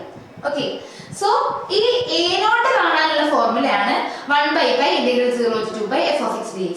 ഇനി a നമ്മുടെ ഹാർമോണിക്സിന്റെ ഫോർമുല, ഹാർമോണിക്സ് അല്ലെങ്കിൽ നമ്മുടെ ഫണ്ടമെന്റൽ ഫ്രീക്വൻസീസും ഹാർമോണിക്സും ഒക്കെ കണ്ടുപിടിക്കാനുള്ള ഫോർമുലയാണ് an is equal to 1/pi integral 0 to 2 pi f of x cos nx dx. So നമ്മുടെ an-ന്റെ വാല്യൂ കണ്ടുപിടിക്കാൻ നമ്മൾ എന്ത് യൂസ് ചെയ്യും? 1/pi integral 0 to 2 pi f of x cos nx dx. ഇവിടെ നിങ്ങൾക്ക് നോക്കിയാൽ മനസ്സിലാവും എന്റെ ഫോം എ നമ്മുടെ സീരീസ് റെപ്രസെന്റേഷനിൽ എന്റെ ടേം എന്താണ് cos nx ആണ്. അതുപോലെ തന്നെ എന് കണ്ടുപിടിക്കുമ്പോൾ നമ്മൾ ആരെയാണ് യൂസ് ചെയ്യുന്നത്? cos nx നെയാണ് യൂസ് ചെയ്യുന്നത്. ഇനി bn ന്റെ ഫോർമുല എങ്ങനെയാണ്? bn കണ്ടുപിടിക്കാനുള്ള formula 1/π integral 0 to 2π f of x sin nx dx. So ഇവിടെ bn ന്റെ കൂടെ ആരായിരുന്നു? sin nx ആയിരുന്നു. സോ bn കണ്ടുപിടിക്കുന്ന സമയത്ത് നമുക്ക് ആരാണുള്ളത്? sin nx ആണ്.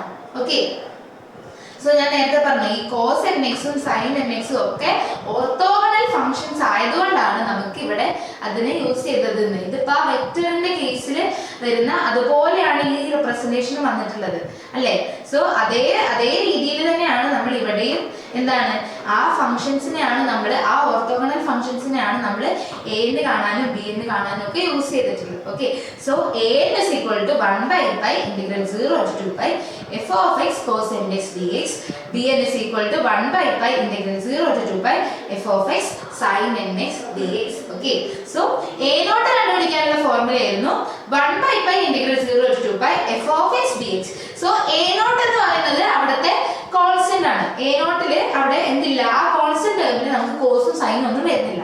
പക്ഷെ a ന്റെ b ന്റെ ആവുന്ന സമയത്ത് അത് റിപ്പീറ്റേഷൻ ആണ്, ഹാർമോണിക്സ്, ആ ഓരോ പീരിയഡിലും വരുന്ന ഹാർമോണിക്സിന്റെ കേസാണ്. സോ അവിടെ നമുക്ക് എന്തുണ്ട്? f of x cos nx dx f of x sin nx dx. ഇവിടെ an ന് 1/π integral 0 to 2π f of x cos nx dx. bn is equal to 1/π integral 0 to 2π f of x sin nx dx.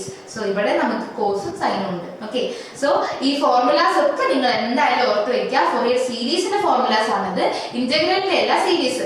ആ periodic function ആ ഒരു പീരിയഡിൽ വരുന്ന functions ആയതുകൊണ്ടാണ് നമ്മൾ ഇവിടെ അതിനെ എടുത്തത്. ഈ 0 to 2π എന്ന് പറയുന്ന പീരിയഡ് നമ്മൾ കൊടുക്കാൻ കാരണം ആ ഒരു പീരിയഡിനുള്ളിൽ വരുന്ന ഫംഗ്ഷൻസ് ആകുമ്പോഴാണ് നമ്മൾ അങ്ങനെ കൊടുക്കുക. ഓക്കെ, സോ ഇവിടെ നമുക്ക് എന്താണ് 1/π ഇന്റഗ്രൽ 0 to 2π വരാൻ കാരണം അത് പീരിയോഡിക് ഫംഗ്ഷൻസ് ആയതുകൊണ്ടാണ്.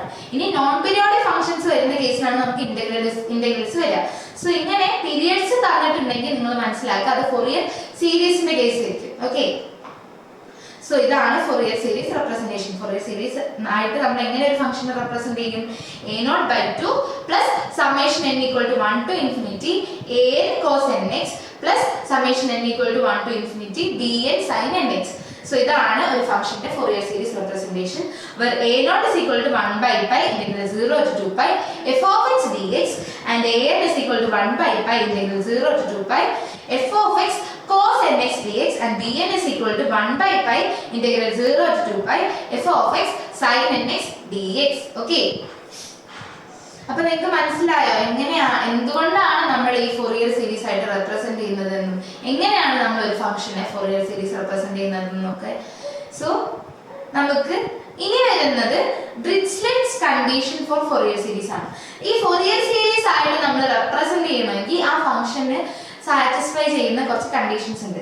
സോ എന്തൊക്കെയാണ് ആ conditions? The function is periodic with period 2l. ആ ഫംഗ്ഷൻ പീരിയോഡിക് ആയിരിക്കണം.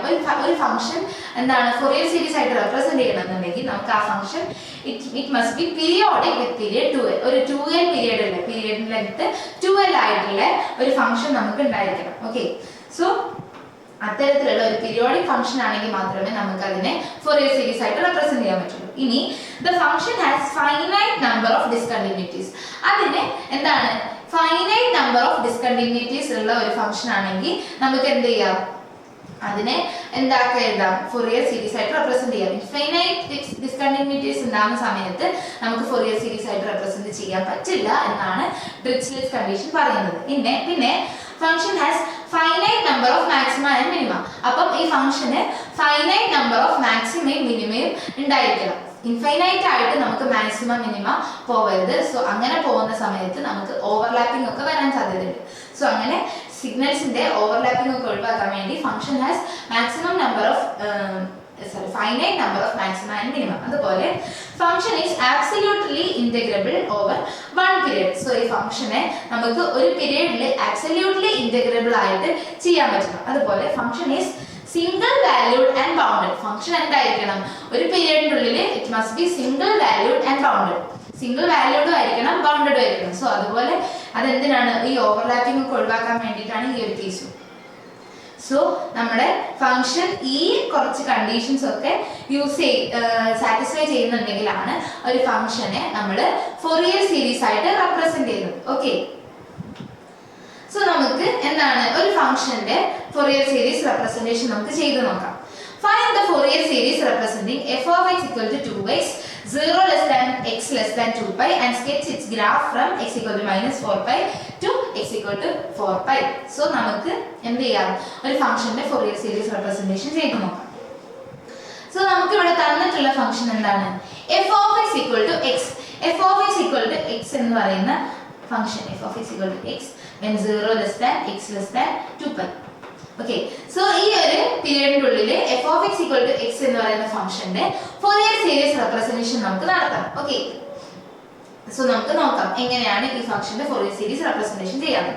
സോ നമുക്ക് അറിയാം, ആദ്യം നമ്മൾ ഇങ്ങനെ ഫോറിയർ സീരീസ് കാണാൻ നമുക്ക് തന്നു കഴിഞ്ഞാൽ നമ്മൾ ആദ്യം എന്തെഴുതുക, ഏതൊരു ഫംഗ്ഷന്റെ ഫോറിയർ സീരീസ് റെപ്രസെന്റേഷൻ എന്താണെന്ന് എഴുതാം.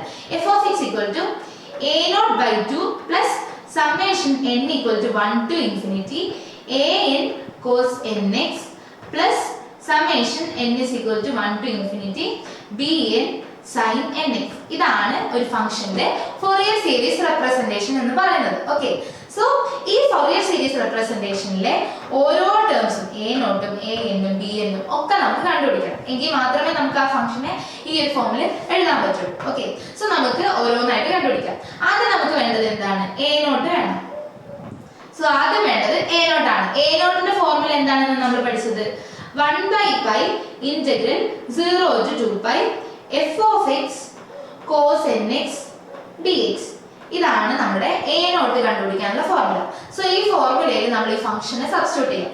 Okay, so this is equal to 1/π integral 0 to 2π f of x. f of x എന്താണ് ഇവിടെ, ഇവിടെ നമ്മുടെ f of x x ആണ്.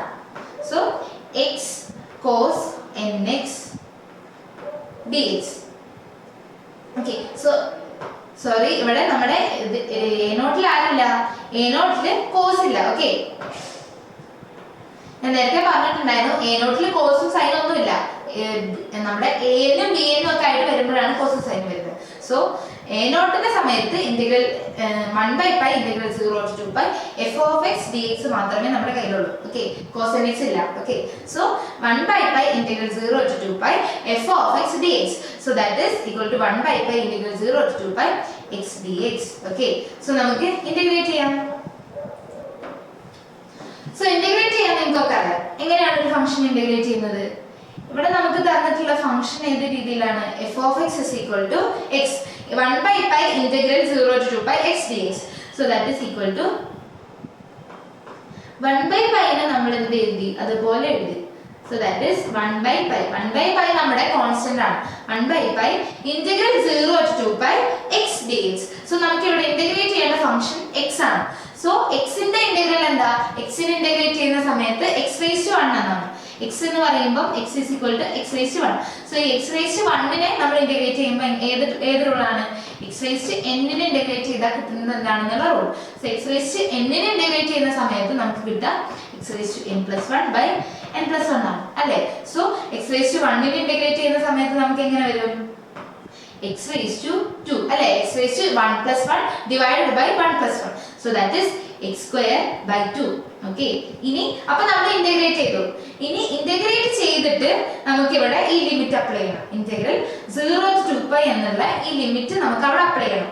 സോ ആ ലിമിറ്റ് അപ്ലൈ ചെയ്യാൻ വേണ്ടി നമ്മൾ ഇവിടെ ബോക്സ് ആയിട്ട് എഴുതും 0 to 2π. ഓക്കെ, സോ dx നെ നമ്മൾ എഴുതില്ല. ഈ ഇന്റഗ്രേറ്റ് ചെയ്യുന്ന സമയത്താണ് നമുക്ക് dx ആവശ്യം. ഇനി നമ്മൾ dx എഴുതില്ല. Okay, so this is equal to 1/π integral 0 to 2π. So ഇവിടെ നമ്മൾ ഇനി ഈ ലിമിറ്റ്സ് ഓഫ് ഇന്റഗ്രേഷൻ ആദ്യം നമ്മൾ ഇന്റഗ്രേറ്റ് ചെയ്തു. എന്നിട്ട് നമ്മൾ ഇനി അടുത്ത സ്റ്റെപ്പിൽ നമ്മൾ ഇനി ലിമിറ്റ് ഓഫ് ഇന്റഗ്രേഷൻ അപ്ലൈ ചെയ്യാൻ പോകണം. ഓക്കെ, സോ ഈ x² നമ്മൾ 2π അപ്ലൈ ചെയ്യുന്ന സമയത്ത്, അപ്പർ ലിമിറ്റ് അപ്ലൈ ചെയ്യുന്ന സമയത്ത് എന്ത് വരും, 2π² മൈനസ് ഇനി lower limit minus lower limit 0²/2. Okay, so this is equal to 1/π 2π² that is 4 pi square by 2 minus 0 square by 2, that is 0 തന്നെയാണ്. ഓക്കെ, സോ ഈ പൈയും ഈ പൈ സ്ക്വയറിലെ ഒരു പൈയും ക്യാൻസൽ ആവും. അതുപോലെ 2ഉം 2ഉം ക്യാൻസൽ ആയിട്ട് ഇവിടെ നമുക്ക് എന്തുണ്ട്, ഫൈനൽ ആൻസർ ആയി നമുക്ക് കിട്ടുന്നത് 2π ആണ്. ഓക്കെ, സോ നമ്മുടെ a0ന്റെ വാല്യൂ നമുക്ക് എന്ത് കിട്ടി, 2π എന്ന് കിട്ടി. Okay, so a0 is equal to 2π. ഇനി അടുത്തത് നമുക്ക് എന്തൊക്കെ വേണം, നമുക്ക് a എന്ന് വേണം, b എന്ന് വേണം. സോ a ന് കണ്ടുപിടിക്കാനുള്ള formula a is equal to 1/π integral 0 to 2π f of x cos nx dx. Okay, so this is equal to 1/π integral 0 to 2π f of x cos nx dx. So നമ്മുടെ f of x ആരാണ്, x ആണ്, x cos nx dx. Okay, so this is equal to 1/π x cos nx dx. So ഇവിടെ നമുക്ക് എന്തുണ്ട്, ഇവിടെ നമുക്ക് രണ്ട് functions ഉണ്ട്. ഫസ്റ്റ് ഫംഗ്ഷൻ എക്സും സെക്കൻഡ് ഫംഗ്ഷൻ കോസ് എൻ എക്സും. സോ നമുക്ക് ഈ രണ്ട് ഫംഗ്ഷൻസിനെയും എന്താണ്, ഈ രണ്ട് ഫംഗ്ഷൻസും ഇവിടെ പ്രൊഡക്റ്റ് ആയിട്ടാണ്. സോ ഇവിടെ നമുക്ക് എന്ത് യൂസ് ചെയ്യണം, നമ്മുടെ പ്രൊഡക്റ്റ് റൂൾ യൂസ് ചെയ്യണം. ഓക്കെ, രണ്ട് ഫംഗ്ഷൻസിന്റെ പ്രൊഡക്റ്റ് ആണ് നമുക്ക് ഈ ഇന്റഗ്രലിന്റെ ഉള്ളിലുള്ളത്. സോ രണ്ട് ഫംഗ്ഷൻസിന്റെ പ്രൊഡക്റ്റ് ആയിട്ട് ഇന്റഗ്രൽ കാണുന്ന സമയത്ത് നമ്മൾ എന്ത് യൂസ് ചെയ്യും, നമ്മുടെ ഇന്റഗ്രൽ ആ രണ്ട് ഫംഗ്ഷൻസിന്റെ ഫോർമുല എന്താ, integral of first into second equal to first into integral of second minus integral of derivative of first into integral of second, അല്ലേ, നമ്മുടെ FIS മൈനസ് IDFIS. ഈ ഫോർമുലയാണ് നമ്മൾ ഇവിടെ യൂസ് ചെയ്യുക. ഓക്കെ, സോ ഈ ഫോർമുല നമ്മൾ എങ്ങനെ ചെയ്യും, ഇവിടെ ഇന്റഗ്രേറ്റ് ചെയ്യുന്ന സമയത്ത് നമുക്ക് ലിമിറ്റ് അപ്ലൈ ചെയ്യണം. സോ അത് സ്ക്വയർ ബ്രാക്കറ്റിൽ നമ്മൾ ചെയ്യും. എന്നിട്ട് first into integral of second, that is x into കോസിന്റെ ഇന്റഗ്രൽ എന്താ, കോസിന്റെ ഇപ്പൊ കോസ് എന്ന് പറയുന്നത് സൈനിന്റെ ഡെറിവേറ്റീവ് ആണ്. സോ കോസിന്റെ ഇന്റഗ്രൽ ആരാണ്, സൈൻ ആണ്. ഓക്കെ, സോ കോസ് എൻ എക്സിന്റെ ഇന്റഗ്രൽ ആരാണ്, first into integral of second. ഇതാണ് ഫസ്റ്റ്, ഇതാണ് സെക്കൻഡ്. സോ കോസ് എൻ എക്സിന്റെ ഇന്റഗ്രൽ എന്ന് പറയുന്നത് sine n x, x into sine n X. ഇനി ഇവിടെ നമുക്ക് കോസ് എക്സിന്റെ ഇന്റഗ്രൽ ആണ് എന്ത്, സൈൻ എക്സ്. ഓക്കെ, സോ ഇവിടെ നമുക്ക് എന്താണുള്ളത്, n x, cos n x ആണ് നമുക്കുള്ളത്. സോ ഇവിടെ നമ്മൾ ചെയിൻ റൂൾ പ്രകാരം എന്തെഴുതണം, ഈ എൻ എക്സിലെ ഈ എൻ എക്സിന്റെ ഡെറിവേറ്റീവ് വേണം. ഈ ചെയിൻ റൂൾ പ്രകാരം ഇവിടെ ഇന്റഗ്രേറ്റ് ചെയ്തിട്ട് ഈ അതിന്റെ ഉള്ളിലുള്ള ഫംഗ്ഷന്റെ ഡെറിവേറ്റീവിനെ നമ്മൾ ഇതുമായിട്ട് ഡിവൈഡ് ചെയ്യണം. ഓക്കെ, സോ ഈ കോസ് എൻ എക്സിന്റെ ഈ എക്സ് അല്ല എൻ എക്സ് ആണ്. സോ ഈ എൻ എക്സിന്റെ ഡെറിവേറ്റീവ് എന്താ, എൻ എക്സ് എന്ന് പറയുന്നത് അപ്പൊ അതൊരു ഫംഗ്ഷൻ ആണ്. ഓക്കെ, സോ ഇവിടെ ഈ എൻ എക്സ് എന്ന് പറയുന്ന ഫംഗ്ഷന്റെ ഡെറിവേറ്റീവ് എന്താ, എൻ ഇൻറ്റു എക്സ്, എക്സിന്റെ കോഎഫിഷ്യന്റ് ആണ് എൻ എന്ന് പറയുന്നത്. So n into x raise to 1, ഇതിന്റെ ഡെറിവേറ്റീവ് എന്താ, എൻ ആണ്, അല്ലെ. എക്സ് റേസ് ടു 1ന്റെ ഡെറിവേറ്റീവ് 0, എക്സിന്റെ ഡെറിവേറ്റീവ് 1 ആണ്. So that is n into 1. So n എക്സിന്റെ ഡെറിവേറ്റീവ് 1 ആണ്. So sine n x by n എന്ന് വരും. ഓക്കെ, സോ ദാറ്റ് ഈസ്, അപ്പൊ നമ്മൾ ഫസ്റ്റ് ടേം എഴുതി, first into integral of second, cos n എക്സിന്റെ ഇന്റഗ്രൽ ആയിട്ട് നമുക്ക് sine n x by n കിട്ടി. So first into integral of second, ഇനി minus integral of derivative of first. So derivative of first എന്ന് പറയുമ്പോൾ നമുക്ക് ഈ എക്സ് ഉണ്ടല്ലോ, ഈ എക്സിന്റെ ഡെറിവേറ്റീവ് ആരാ, നമ്മുടെ ഫസ്റ്റ് ടേം എക്സ് ആണ്. സോ ഈ എക്സിന്റെ ഡെറിവേറ്റീവ് എന്താ, എക്സിന്റെ ഡെറിവേറ്റീവ് എന്ന് പറയുമ്പോൾ എക്സ് റേസ് ടു 1ന്റെ derivative n x raise to n minus 1. So that is 1 into x raise to 1 minus 1. So that is നമുക്ക് എന്ത് കിട്ടും, x raise to 0, that is equal to 1. So ഇവിടെ നമുക്ക് minus integral of derivative of first, that is 1. Okay, 1 into integral of second. Integral of second എന്ന് പറയുമ്പോൾ ഈ cos nx ന്റെ integral. So cos nx ന്റെ ഇന്റഗ്രൽ എന്താ, നമ്മൾ ഇവിടെ എഴുതി sin nx by n. Okay, so ഇവിടെ നമ്മൾ എന്ത് ചെയ്യുക, 0 to 2π. ഓക്കെ, ഇവിടെ അല്ല നമ്മുടെ 0 to 2π വരുന്നത്, ആക്ച്വലി ഇവിടെയാണ് 0 to 2π. ഈ ഫസ്റ്റ് ടേം നമ്മൾ ഇന്റഗ്രൽ ആക്കി കഴിഞ്ഞു. ഇവിടെയാണ് ഇനി ബാക്കി നമുക്ക് ഇന്റഗ്രൽ ഉള്ളത്. ഓക്കെ, സോ ഇനി നമ്മൾ എന്ത് ചെയ്യാം, ഇനി നമുക്ക് ഈ ഇന്റഗ്രലും കൂടെ കണ്ടുപിടിക്കാം, എന്നിട്ട് നമുക്ക് ലിമിറ്റ്സ് അപ്ലൈ ചെയ്യാം. Okay, so that is this is equal to 1/π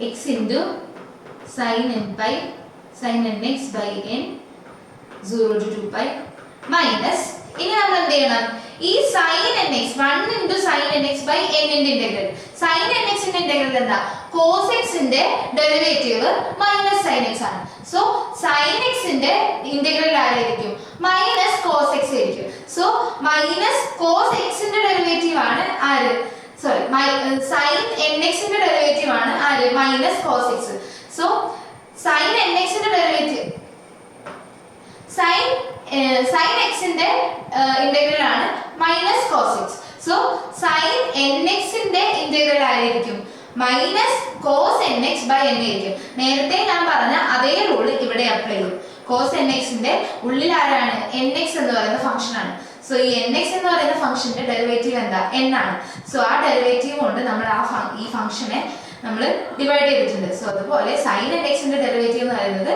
എന്താണ് മൈനസ് cos x ആണ് ഓക്കേ സോ പ്ലസ് മൈനസ് ആണ് സോ മൈനസും ഈ മൈനസും ആ മൈനസും പ്ലസ് ആയി സോ പ്ലസ് sin nx ന്റെ ഇന്റഗ്രൽ എന്ന് പറയുന്നത് cos nx divided by already ഇവിടെ ഒരു n ഉണ്ട് പിന്നെ ഈ nx ന്റെ ഡെറിവേറ്റീവ് സോ nx ന്റെ ഡെറിവേറ്റീവ് ഒന്നുകൂടി എടുക്കുന്ന സമയത്ത് നമുക്ക് അവിടെ ഒരു n കൂടെ ഉണ്ടാവും so that is divided by n square from ഇവിടെ നമ്മൾ നമ്മുടെ ലിമിറ്റ് അപ്ലൈ ചെയ്യും okay so this is equal to ഇതെങ്ങനെ ചെയ്യാം അപ്പോൾ ആദ്യം ഇനി നമുക്ക് ഓരോ ലിമിറ്റ്സ് ആയിട്ട് അപ്ലൈ ചെയ്യാം ഈ 1/π എല്ലാത്തിനും അപ്ലിക്കബിൾ ആണ് കേട്ടോ 1/π എല്ലാത്തിനും ഈ ഫുൾ ടേംസിനും അപ്ലിക്കബിൾ ആണ് ഓക്കേ സോ നമുക്ക് ലിമിറ്റ് അപ്ലൈ ചെയ്യാം so this is equal to 1/π into ആദ്യം നമുക്ക് ഈ ടേം നോക്കാം ഈ ടേമിൽ x into sin nx by n so that is x into first നമ്മൾ എന്ത് ചെയ്യണം ഈ x നൊക്കെ ആദ്യം നമ്മൾ 2π കൊടുക്കണം സോ 2π കൊടുക്കുന്ന സമയത്ത് x into sin nx by n so x ന് നമ്മൾ 2π കൊടുക്കുന്ന സമയത്ത് 2π into sin 2π അല്ലേ x nx so sin 2π n divided by n okay 2π sin 2π n minus എന്തുണ്ട് minus lower limit okay so lower limit എന്ന് പറയുന്നത് ഇവിടെ 0 ആണ് so 0 into sin 0 divided by n എന്ന് വരും so 0 എന്താണ് 0 into sin 0 so ആ വാല്യൂ മൊത്തത്തിൽ എന്താവും 0 ആവും so നമ്മുടെ lower limit 0 ആയിരിക്കും okay so 2π into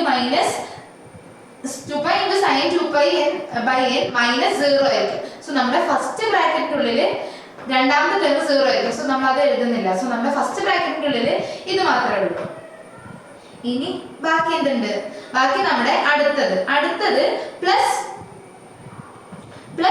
cos nx by n square so ഇതില് ഈ x നെ നമ്മൾ 2π എടുക്കണം so cos 2π n by n square so plus cos 2π n by n square minus എന്തുണ്ട് മൈനസ് അടുത്തത് x ന് 0 എടുക്കാം so cos 0 by n square minus cos 0 by n square okay so ഇവിടെ നമുക്ക് എന്താണ് കിട്ടുക സോ ഇത് നമുക്ക് ഇനി കാൽക്കുലേറ്റ് ചെയ്യാം സോ 2π into okay 1/π നമ്മൾ അതുപോലെ എഴുതി 1/π ഇനി 2π into sin 2π n so sin 2π എന്ന് പറയുന്നത് sin 2π n എന്ന് പറയുന്നത് എന്താണ് നമ്മുടെ സൈനിന്റെ ഗ്രാഫ് നമുക്ക് നോക്കിയാൽ മനസ്സിലാവും സൈനിന്റെ ഗ്രാഫ് നോക്കുന്ന സമയത്ത് പൈന്റെ ഏത് മൾട്ടിപ്പിൾസ് ആയിട്ട് വന്നാലും ആ വാല്യൂ അവിടെ 0 ആണ് ഇതിപ്പം 0 to π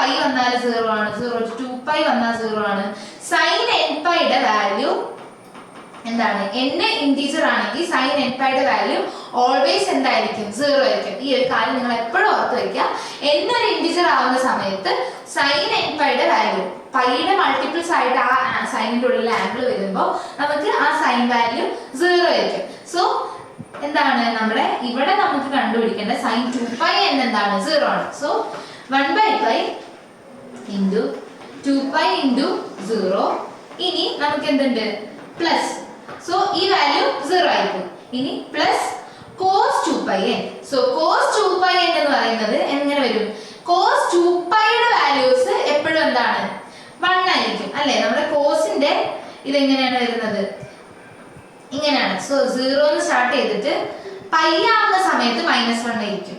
പിന്നെ 2π വരുന്ന സമയത്ത് 1 ആവും. അതുപോലെ 3π ആവുമ്പോൾ -1, 4π ആവുമ്പോൾ 1. സോ ഈ cos nπ യുടെ വാല്യൂ വരുന്നത് എങ്ങനെയാണ്? cos nπ യുടെ വാല്യൂ വരുന്നത് -1/n ആണ്. ഓക്കെ, ഈ n ന്റെ വാല്യൂസ് ഓഡ് ആവുന്ന സമയത്ത് നമ്മുടെ കോസിന്റെ വാല്യൂ -1 ആവുകയും n ന്റെ വാല്യൂസ് ഈവൻ ആവുന്ന സമയത്ത് നമ്മുടെ cos nπ യുടെ വാല്യൂ 1 ആവുകയും ചെയ്യും. ഓക്കെ, സോ ഇവിടെ നമുക്ക് എന്താണ്? നമുക്ക് cos 2πn ആണ്. അപ്പൊ എന്തായാലും നമുക്ക് ഇവിടെ എന്തായിരിക്കും? ഈ കോസിന്റെ ഉള്ളില് നമുക്ക് ഈ പൈന്റെ കൂടെ എപ്പോഴും എന്തായാലും ഇത് ഒരു ഈവൻ നമ്പർ ആണ്, ഓഡ് നമ്പർ ആയിരിക്കില്ല. കാരണം 2 × n ആണ്. സോ 2 × n ആയതുകൊണ്ട് ഇവിടെ കോസിന്റെ ഒപ്പം എന്തായാലും ഒരു ഈവൻ നമ്പർ ആണ്. സോ cos 2πn എന്ന് പറയുന്നത് അവിടെ എന്താണ്? അത് 1 ആണ്. ഓക്കെ, സോ ഇവിടെ cos 3π ആയിരുന്നു. ഈ n ന് പകരം n ഇല്ല, അല്ലെങ്കിൽ വെറും nπ ആയിരുന്നെങ്കിൽ നമുക്ക് അവിടെ -1/n എന്ന് എഴുതായിരുന്നു. പക്ഷേ cos 2πn ആവുന്ന സമയത്ത് അതെന്താ? അതെപ്പോഴും ആ ഈവനിലേക്ക് പോകും. -1/n അല്ലേ? സോ cos nπ യുടെ വാല്യൂ ഈവൻ ആവുന്ന സമയത്ത് എന്താവും? -1/2, -1/4 എന്നൊക്കെ പറയുന്നത് 1 ആണ്. ഓക്കെ, സോ ഇവിടെ നമുക്ക് ഈ ഫസ്റ്റ് ടേം 1 ആയിരിക്കും. So 1/n² minus cos 0/n². cos 0 യുടെ വാല്യൂ എന്താണ്? ഞാൻ പറഞ്ഞു 1 ആണ്. So 1/n².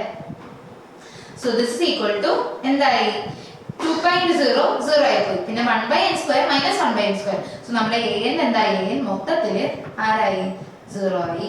So an is equal to 0. So നമ്മള് ആ ഫോറിയർ കോഎഫിഷ്യന്റിലെ ഫസ്റ്റ് ടേം 0 ആയി. ഇനി നമുക്ക് എന്ത് വേണം? bn വേണം അല്ലേ? സോ നമ്മൾ an കണ്ടുപിടിച്ചു. ഇനി നമുക്ക് എന്ത് വേണം? bn വേണം. So bn is equal to എങ്ങനെയാണ് bn കണ്ടുപിടിക്കാം? bn is equal to 1/π integral 0 to 2π. നമ്മുടെ നേരത്തെ formula 1/π integral 0 to 2π f of x sin nx dx. Okay, so ഇതാണ് നമ്മുടെ bn ന്റെ ഫോർമുല. സോ bn ന്റെ ഈ ഫോർമുലയിൽ നമ്മൾ f of x സബ്സ്റ്റിറ്റ്യൂട്ട് ചെയ്തു കഴിഞ്ഞാൽ 1/π integral 0 to 2π f of x എന്താ? x ആണ്. So x sin nx dx. Okay, so ഇവിടെ നമ്മൾ എന്ത് ചെയ്യണം? ഇവിടെ നമ്മൾ നേരത്തെ യൂസ് ചെയ്ത നമ്മുടെ FIS മൈനസ് IDFIS അല്ലേ? കാരണം ഇവിടെ നമുക്ക് രണ്ട് ഫംഗ്ഷൻസ് ഉണ്ട്, x എന്നും sin nx എന്നും പറഞ്ഞിട്ടുള്ള രണ്ട് ഫംഗ്ഷൻ. x ആണ് നമ്മുടെ ഒരു ഫംഗ്ഷൻ, sin nx ആണ് നമ്മുടെ സെക്കൻഡ് ഫംഗ്ഷൻ.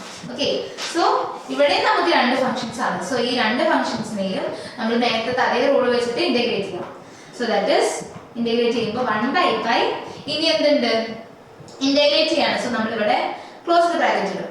ഇനി first into integral of second. So ഇവിടെ integral of first into second. So ഇതിന്റെ ആൻസർ വരുമ്പോൾ first into integral of second. So that is x into integral sin nx by n എന്നാണ് വരുന്നത്. So x into integral of sin nx by n. Okay, so sin nx by n integral of sin nx. So sin nx ന്റെ integral എന്താ? cos x ന്റെ derivative ആണ് -sin x. So sin nx ന്റെ integral എന്ന് പറയുമ്പോൾ -cos x. Okay, so ഇവിടെ -cos nx. ഇനി എന്തുണ്ട്? ഇവിടെ നമുക്ക് ആരാണ്? sin nx ആണ്. സോ sin nx വരുന്ന സമയത്ത് നമ്മൾ ഈ nx ന്റെ ഡെറിവേറ്റീവിനെ കൊണ്ട് ഇവിടെ ഡിവൈഡ് ചെയ്യണം. So -cos nx by n എന്ന് വരും. Okay, so x into -cos nx by n minus integral of derivative of first. Okay, so integral of ഇത്രയും ടേമിന് നമ്മൾ ഇവിടെ ഡെറിവേറ്റീവ് എടുത്തു. സോ ഇതിന് നമുക്ക് 0 to 2π ഇടാം. ആ ടേം നമ്മൾ ഫസ്റ്റ് ടേം നമ്മൾ സോർട്ട് ചെയ്തു. ഇനി സെക്കൻഡ് ആയിട്ട് നമ്മൾ ഇങ്ങനെ മൾട്ടിപ്ലിക്കേഷൻ വരുന്ന സമയത്ത് minus integral of derivative of first into integral of second. So ഈ ഇന്റഗ്രൽ ഇതിന് ഇവിടെ നമ്മൾ ലിമിറ്റ് അപ്ലൈ ചെയ്യുന്നു. ഇനി ഡെറിവേറ്റീവ് ഓഫ് ഫസ്റ്റ്. സോ ഈ x ന്റെ ഡെറിവേറ്റീവ് എന്താ? 1 ആണ്. 1 into integral of second. sin nx ന്റെ ഇന്റഗ്രൽ എന്താ? sin nx ന്റെ ഇന്റഗ്രൽ വരുന്നത് നമ്മൾ നേരത്തെ പറഞ്ഞ അതേ സംഭവം. sin nx ന്റെ ഇന്റഗ്രൽ എന്ന് പറയുന്നത് -cos nx by n. nx ആവുമ്പോൾ അവിടെ n വരും dx. ഓക്കെ, സോ ഇത് ഈ ഒരു സ്റ്റെപ്പ്, ഈ ഒരു ഫംഗ്ഷൻ ഇന്റഗ്രേറ്റ് ചെയ്യുന്ന സ്റ്റെപ്പ് കംപ്ലീറ്റ് ആണെന്നുണ്ടെങ്കിൽ നമുക്ക് എന്ത് വേണം? ഈ ഒരു ഇന്റഗ്രലും കൂടെ ചെയ്യണം. എങ്കിൽ മാത്രമേ നമ്മുടെ ആ സ്റ്റെപ്പ് കംപ്ലീറ്റ് ആവുള്ളൂ. Okay, so this is equal to so this is equal to എങ്ങനെ എഴുതാം? നമ്മൾ അവസാനം നമുക്ക് മൊത്തത്തിൽ അവസാനം ഇന്റഗ്രേറ്റ് ചെയ്യാം. ഇപ്പൊ നമുക്ക് ഈ ഇന്റഗ്രേഷൻ കൂടെ ഇതിന്റെ കൂടെ തന്നെ ചെയ്യാം. Okay, so this is equal to 1 by pi x into minus cos nx by n 0 to 2 pi minus ഇനി നമുക്ക് ഈ ഇന്റഗ്രേറ്റ് ചെയ്യാം 0 to 2 pi 1 into minus cos nx by n. So cos nx എന്ന് പറയുന്ന ആ ഫംഗ്ഷൻ 1 എന്ന് പറയുന്നത് ഇവിടെ കോൺസ്റ്റന്റ് ആണ്. സോ ഇവിടെ cos nx by n മാത്രമേ ഉള്ളൂ. സോ ഇവിടെ നമുക്ക് ഒറ്റ ഫംഗ്ഷൻ. സോ cos nx ന്റെ ഇന്റഗ്രൽ ആര? sin x ന്റെ ഡെറിവേറ്റീവ് ആണ് cos. സോ cos x ന്റെ ഇന്റഗ്രൽ എന്ന് പറയുമ്പോൾ ആരായിരിക്കും? sin x ആയിരിക്കും.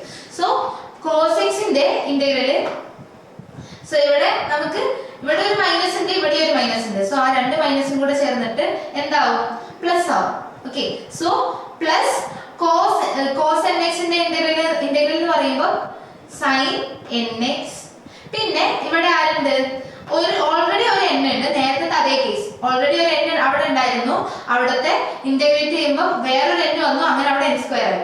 സോ അതുപോലെ ഇവിടെ nx ന് പകരം ഇവിടെ nx ആണ്. സോ ഈ nx ന്റെ ഇന്റഗ്രൽ എടുക്കുന്ന സമയത്ത് ഡിവൈഡഡ് ബൈ nx ന്റെ ഡെറിവേറ്റീവ് എടുക്കണം. ഈ ഫംഗ്ഷന്റെ ഉള്ളിലുള്ള ഈ ഫംഗ്ഷന്റെ ഡെറിവേറ്റീവ്. സോ nx ന്റെ ഡെറിവേറ്റീവ് എടുത്താൽ നമുക്ക് ഡിവൈഡഡ് ബൈ n ഒന്നുകൂടെ വരും. സോ ഓൾറെഡി ഇവിടെ ഉള്ള n into n. So that is n square sin nx by n square from 0 to 2 pi.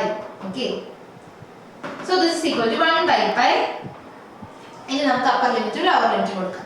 So 1 by pi ആദ്യം നമുക്ക് ഈ ഫംഗ്ഷൻ, സോ ഈ ഫംഗ്ഷന് 2 pi കൊടുക്കുമ്പോൾ x ന് 2 pi കൊടുക്കുന്ന സമയത്ത് 2 pi into minus cos 2 pi n അല്ലേ? ഈ x ന്റെ സ്ഥാനത്താണ് 2 pi കൊടുക്കുന്നത്. So 2 pi into minus cos 2 pi n divided by n already അവിടെ ഉണ്ട്. സോ അതിനെ നമ്മൾ അങ്ങനെ തന്നെ എഴുതും. ഇനി മൈനസ് അപ്പർ ലിമിറ്റ് കൊടുത്തു. ഇനി നമുക്ക് എന്ത് വേണം? ലോവർ ലിമിറ്റ് കൊടുക്കണം. സോ ഇവിടുത്തെ ലോവർ ലിമിറ്റ് എന്ന് പറയുന്നത് 0 ആണ് അല്ലേ? So minus 0 into x into ആണ്. So 0 into minus cos 0 by n. So already ഇവിടെ 0 കൊണ്ട് നമ്മൾ മൾട്ടിപ്ലൈ ചെയ്യാണ് ചെയ്യുന്നത്. സോ 0 കൊണ്ട് മൾട്ടിപ്ലൈ ചെയ്യുമ്പോൾ ആ ലോവർ ലിമിറ്റിന്റെ വാല്യൂ എന്താവും? 0 ആയിട്ട് പോകും.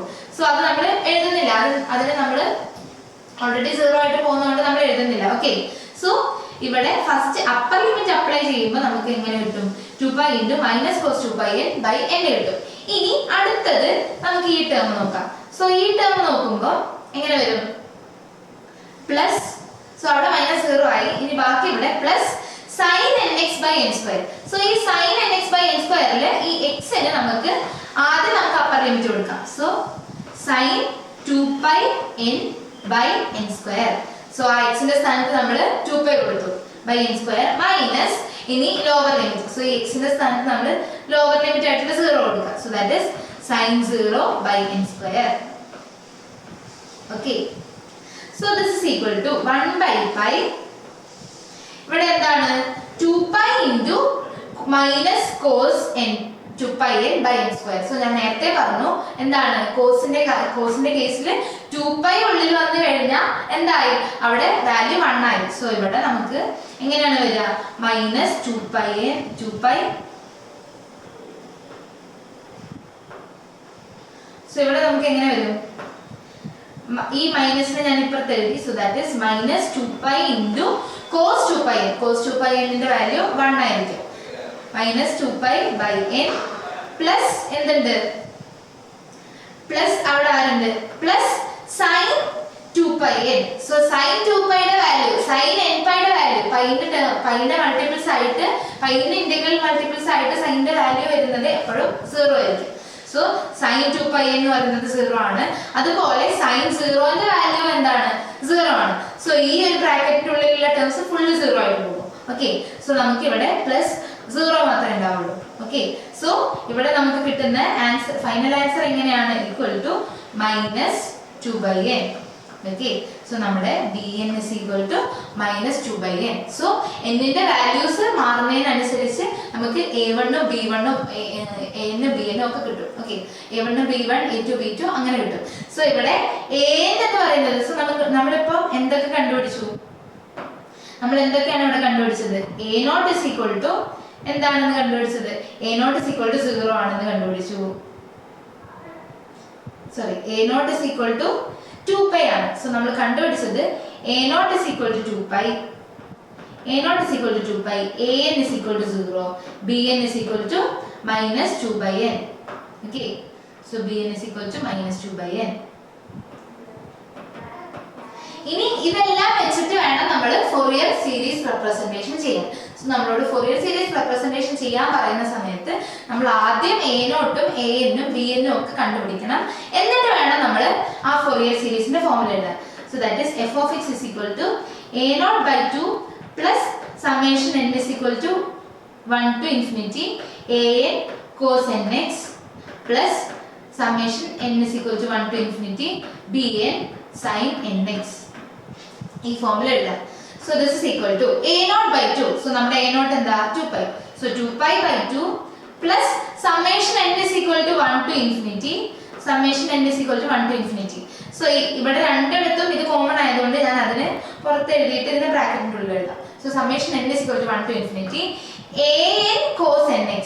സോ an എന്ന് പറയുന്നത് ഇവിടെ 0 ആണ്. So 0 into cos nx plus bn sin nx. So ഇവിടെ bn എന്ന് പറയുന്നത് എന്താണ് minus 2 by n. Okay, sin nx.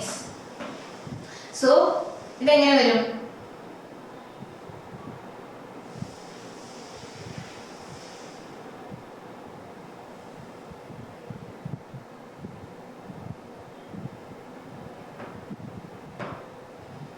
So this is equal to നമ്മുടെ ഫോറിയർ സീരീസ് റെപ്രസെന്റേഷൻ എങ്ങനെയാണ് വരുന്നത്? ഈ 2ഉം ഈ 2ഉം ക്യാൻസൽ ആവും. So that is pi plus summation n is equal to 1 to infinity. പിന്നെ എന്തുണ്ട്? ഈ ടേം 0 ആയിട്ട് പോകും. ഇനി minus 2 by n sin nx. So that is summation n is equal to 1 to infinity minus 2 by n sin nx.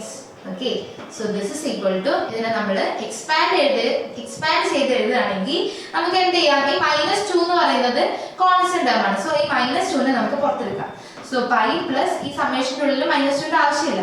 So pi -2 into ഇനി എന്ത് ചെയ്യണം? Summation n is equal to 1 to infinity. ഈ n ഇവിടെ എന്തിനാണ്? ആ സീരീസിന്റെ സമ്മ represent ചെയ്യാൻ വേണ്ടിയിട്ടാണ്. സോ ഈ n-ന് ഓരോ വാല്യൂസും ആ ഒരു എന്താണ് ഇൻഫൈനൈറ്റ് സീരീസ് ആയിട്ട് നമുക്ക് ഇവിടെ എഴുതാൻ വേണ്ടിയിട്ടാണ് ഈ n. ആ ഹാർമോണിക്സിനെ റെപ്രസെന്റ് ചെയ്യാൻ വേണ്ടിയിട്ടാണ് ആ n. സോ ഈ n-ന് ഓരോ വാല്യൂസും 1 to infinity വരെയുള്ള വാല്യൂസ് കൊടുക്കുന്ന സമയത്ത് എങ്ങനെയൊക്കെയാണ് വരിക? So n is equal to 1 ആവുന്ന സമയത്ത് എന്ത് വരും? ഇവിടെ -2 into 1 by n sin nx എന്നായിരിക്കും. സോ ഇവിടെ n is equal to 1 ആവുന്ന സമയത്ത് നമുക്ക് എങ്ങനെ വരും? sin nx. So that is sin x. ഇനി ബാക്കി എങ്ങനെ വരും? Plus n is equal to 2 ആവുന്ന സമയത്ത് ഈ n is equal to 2 കൊടുക്കുമ്പോൾ 2 മുകളിലുള്ള 2 ഓൾറെഡി പുറത്ത് എഴുതി. ഇനി 2 ആവുമ്പോൾ 1 by 2 into sin 2x. Okay, plus ഇനി എന്തുണ്ട്? n is equal to 3 ആവുന്ന സമയത്ത് so plus 1 by 3 into sin 3x plus അടുത്തതോ 1 by 4 into sin 4x plus etc. So ഇങ്ങനെയാണ് നമ്മൾ എന്ത് ചെയ്യുക? ഒരു ഫംഗ്ഷന്റെ ഫോറിയർ സീരീസ് റെപ്രസെന്റേഷൻ എഴുതുക. സോ നമ്മുടെ x എന്ന് പറയുന്ന ഫംഗ്ഷൻ ആണ് നമ്മൾ ഈ ഒരു രീതിയിൽ റെപ്രസെന്റ് ചെയ്തത്. ഓക്കെ, സോ നമ്മളോട് ചോദിച്ചിട്ടുള്ളത് f of x equal to x ന്റെ ഫോറിയർ സീരീസ് റെപ്രസെന്റേഷൻ എഴുതാനായിരുന്നു. സോ ഇങ്ങനെയാണ് നമ്മൾ എന്ത് ചെയ്യേണ്ടത്? ഏതൊരു ഫംഗ്ഷൻ തന്നാലും അതിന്റെ ഫോറിയർ സീരീസ് റെപ്രസെന്റേഷൻ ചെയ്യേണ്ടത്. ഓക്കെ, സോ നമ്മൾ ആദ്യം a നോട്ട് കണ്ടുപിടിക്കണം, a എന്ന് കണ്ടുപിടിക്കണം, b എന്ന് കണ്ടുപിടിക്കണം. അത് മാത്രം കണ്ടുപിടിച്ചാൽ പോരാ. അത് കണ്ടുപിടിച്ചതിന് ശേഷം നമ്മൾ ഈ ഫോറിയർ സീരീസിന്റെ എക്സ്പാൻഷന്റെ ഇക്വേഷനിൽ അത് സബ്സ്റ്റിറ്റ്യൂട്ട് ചെയ്യണം.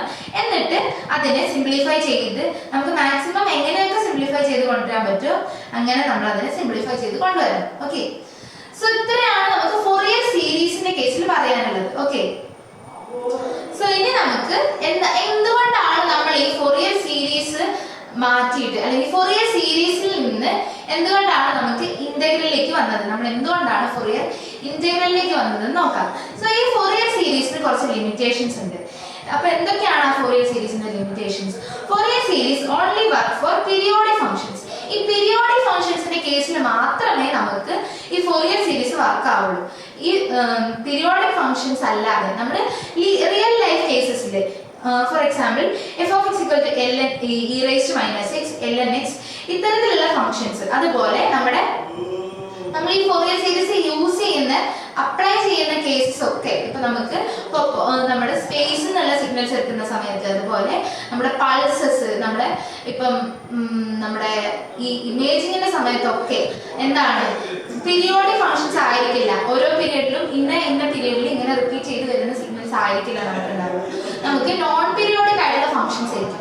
സോ അങ്ങനെ നോൺ പീരിയോഡിക് ആയിട്ടുള്ള ഫങ്ഷൻസ് വരുന്ന കേസിൽ നമുക്ക് എന്ത് ചെയ്യാൻ പറ്റില്ല, ഫോറിയർ സീരീസ് യൂസ് ചെയ്യാൻ പറ്റില്ല. ഓക്കെ, സോ ഈ ഫോറിയർ സീരീസ് വരുന്ന ഫങ്ഷൻസ് യൂസ് ചെയ്യാൻ പറ്റാത്ത ടൈപ്പ് ഓഫ് ഫങ്ഷൻസ് ആണ് e−x, ln x എന്ന് പറയുന്ന ഫങ്ഷൻസ് ഒക്കെ. അങ്ങനെ നോൺ പീരിയോഡിക് ആയിട്ട് വരുന്ന ഫങ്ഷൻസിനൊന്നും നമുക്ക് ഫോറിയർ സീരീസ് യൂസ് ചെയ്യാൻ പറ്റില്ല. അതുപോലെ if function is defined on a finite interval, say 0 to 2 pi, the Fourier series extends its periodicity to all x. This can lead to a discontinuous or artificial extension that is not true to the original behavior.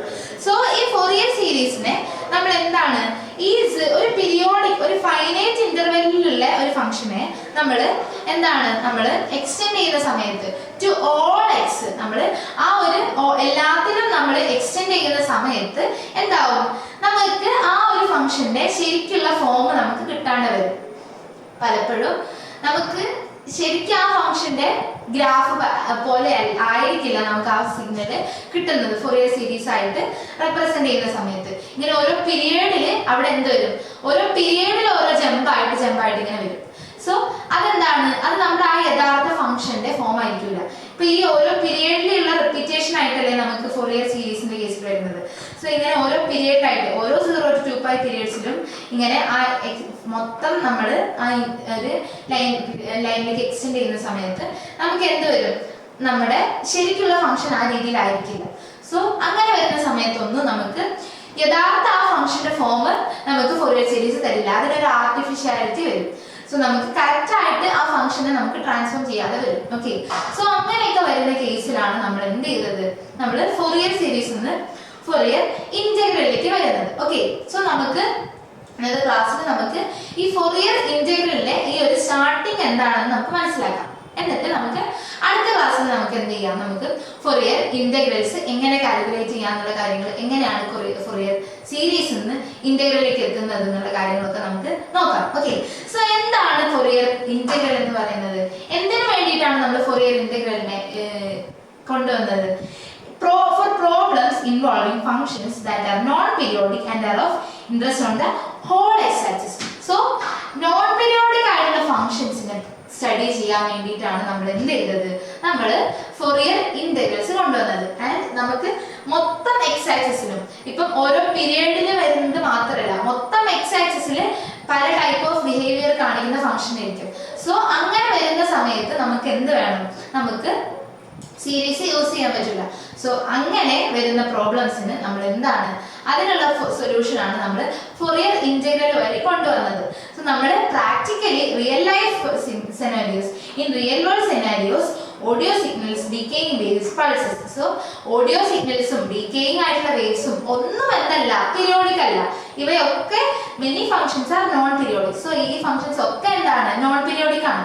So അത്തരത്തിലുള്ള non periodic ഫംഗ്ഷൻസുമായിട്ട് deal ചെയ്യണമെങ്കിൽ നമുക്ക് എന്താണ് വേണ്ടത്, നമുക്ക് periodic functions ആണ്, നമുക്ക് Fourier integrals ആണ് വേണ്ടത്. അവിടെ നമുക്ക് ഒരിക്കലും പീരിയോഡിക് ഫംഗ്ഷൻസ് ആയിട്ട് വരില്ല, നോൺ പീരിയോഡിക് ഫംഗ്ഷൻസ് ആണ്.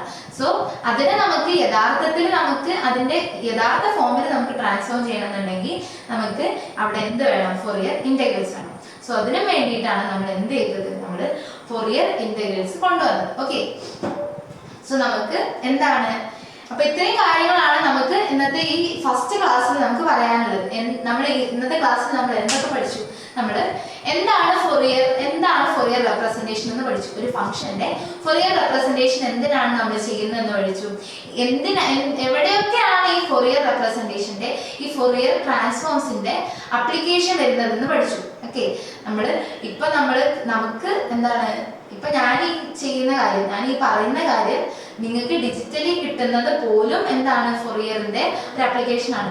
സോ ഫോറിയർ ട്രാൻസ്ഫോംസ് എവിടെയൊക്കെയാണ് അപ്ലൈ ചെയ്യുന്നത്, ഏതൊക്കെ രീതിയിലുള്ള പല ടൈപ്പ് ഓഫ് ഇങ്ങനെ അഡ്വാൻസ്ഡ് ആയിട്ടുള്ള പല ആപ്ലിക്കേഷൻസും ഫോറിയറിന് ഉണ്ടെന്നുള്ള കാര്യങ്ങൾ നമ്മൾ പഠിച്ചു. ഓക്കെ, പിന്നെ നമ്മൾ എന്ത് പഠിച്ചു?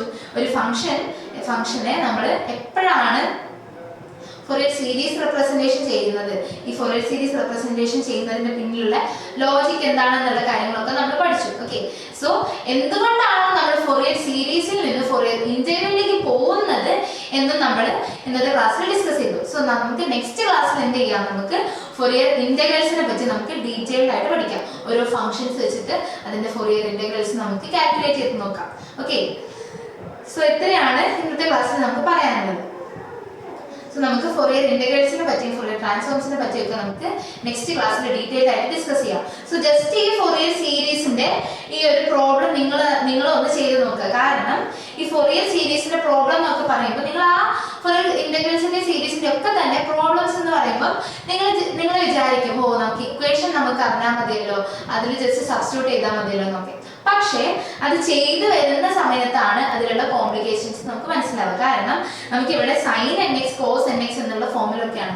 സോ അത്തരത്തിലുള്ള ഫംഗ്ഷൻസിനെ നമ്മൾ ഇന്റഗ്രേറ്റ് ചെയ്യുന്ന സമയത്ത് നമ്മൾ നന്നായിട്ട് ശ്രദ്ധിക്കണം. ഓക്കെ, സോ നിങ്ങൾ ഓരോ ക്ലാസ്സിലും ഈ ചെയ്യുന്ന പ്രോബ്ലംസും എക്സ്ട്രാ ആയിട്ട് നമുക്ക് വരുന്ന പ്രോബ്ലംസും ഒക്കെ നിങ്ങൾ അപ്പം തന്നെ വർക്ക്ഔട്ട് ചെയ്ത് നോക്കുക, എന്നിട്ട് പഠിക്കുക. എന്തെങ്കിലും ഡൗട്ട് ഉണ്ടെങ്കിൽ നമ്മുടെ ഇന്നത്തെ ക്ലാസ്സിലോ ഇനി വരുന്ന ക്ലാസ്സുകളിലോ ഒക്കെ എന്തെങ്കിലും ഡൗട്ട് ഉണ്ടെങ്കിൽ നമ്മൾ അപ്പം തന്നെ കോൺടാക്ട് ചെയ്യുക. അപ്പം തന്നെ ഞാനോ ആരെങ്കിലും ആയിട്ടോ അതിന് മറുപടി തരുന്നതായിരിക്കും. ഓക്കെ, സോ എന്തെങ്കിലും ഡൗട്ട് ഉണ്ടെങ്കിൽ നിങ്ങൾ അപ്പം തന്നെ ചോദിക്കാം. അപ്പൊ ഇത്രയാണ് നമുക്ക് ഇന്നത്തെ ക്ലാസ്സിൽ പറയാനുള്ളത്. ഓക്കെ, എല്ലാവരും ഇന്ന് തന്നെ പഠിത്തം തുടങ്ങാം. ഇപ്പൊ തന്നെ നമ്മൾ ഇതിനെ പറ്റി കുറച്ചുകൂടെ മനസ്സിലാക്കി പഠിച്ചു കഴിഞ്ഞാൽ എന്താണ് നമുക്ക് അവസാനമാകുമ്പോൾ ഫോറിയർ കൺഫ്യൂഷൻ ആവും. എക്സാമിന്റെ സമയത്ത് ഫോറിയർ പഠിക്കാതിരുന്നു കഴിഞ്ഞാൽ കൺഫ്യൂഷൻ ഇരിക്കും. സോ ഇപ്പൊ തന്നെ നിങ്ങൾ പഠിത്തം സ്റ്റാർട്ട് ചെയ്യാം. Okay, so thank you so much. നമുക്ക് അടുത്ത ക്ലാസ്സിൽ കാണാം.